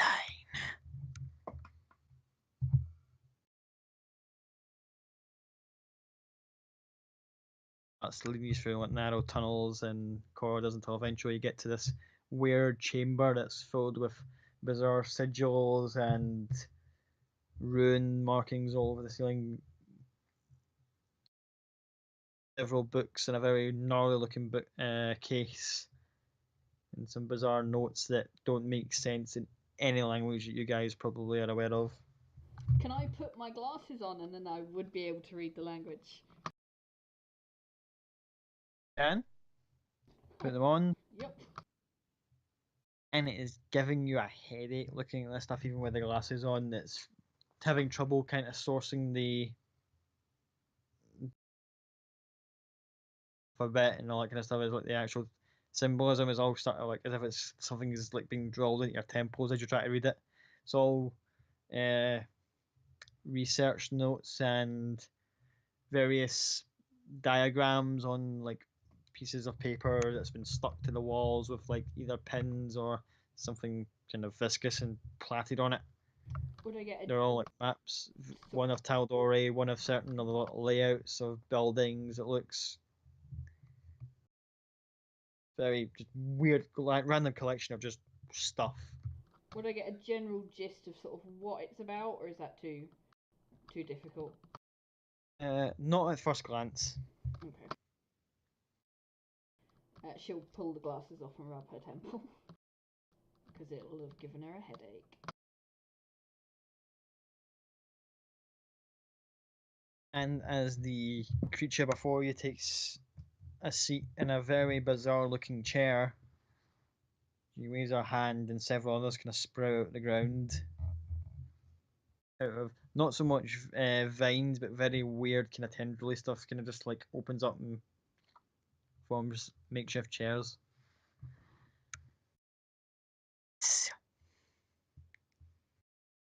Elspeth will remain standing.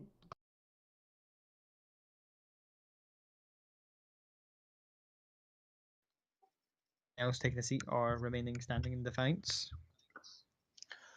Cloud will sit down. Need that a long time. Elizabeth will sit down as well. The chairs are firm yet somehow kind of squishy. Like if you put a like a stress ball like material, no, like memory foam on top of a very sort of like ergonomically designed chair, and just you kind of sink into it a little bit. Like sitting on a hot water bottle. Yeah, it's even kind of got a really weird pulsating kind of heat sensation going through it as you sit on them. Elspeth will go, sorry, no disrespect, but I don't sit on things that look like that without knowing what they're attached to.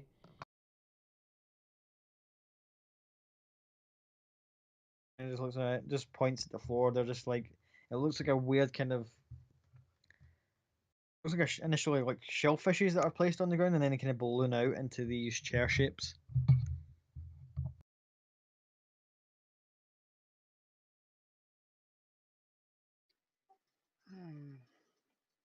Well, you've brought us to your lovely abode. You wanted to talk Privately. Go ahead. I've been watching you. Not intentionally at first. You certainly gathered a lot of attention to yourselves. I think that's good perversion, but I do not judge. As I say, it was not intentionally to follow your movements.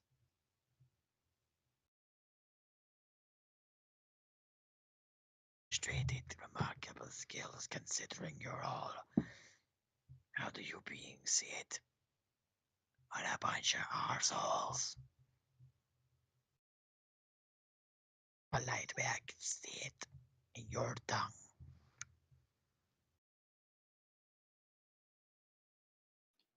You know, it takes one to know one. There's that Cloud for a few moments. Now, move on amicably in incidents I have witnessed. Onis that try to take the little ones. With the wizard that you mentioned. Similarly, finally, with them. And she points at the silver sword on Cloud's belt.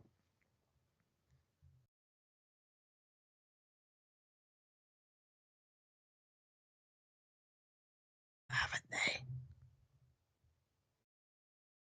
Once a Githyanki gets the taste for blood, no settlement will ever know peace.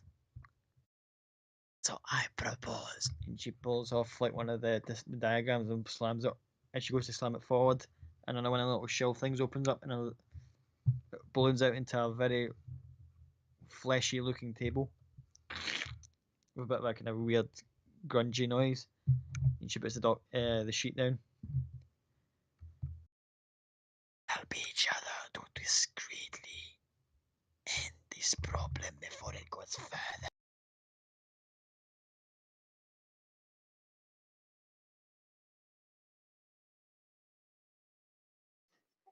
Cloud sort of looks at everybody and just looks back to her and says, "Well, I believe we are listening."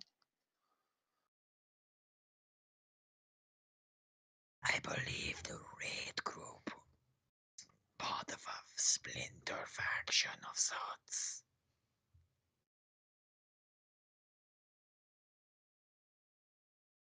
Early and strategically acquire as much slaves as possible, and then plunder all riches of magical lights, and then flee once they are.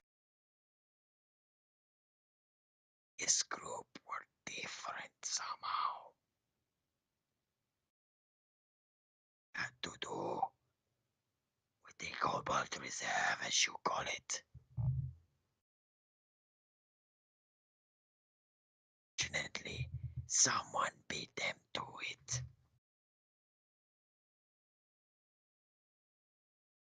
He opens up this kind of weird flesh bag looking thing and pulls out a pile of books.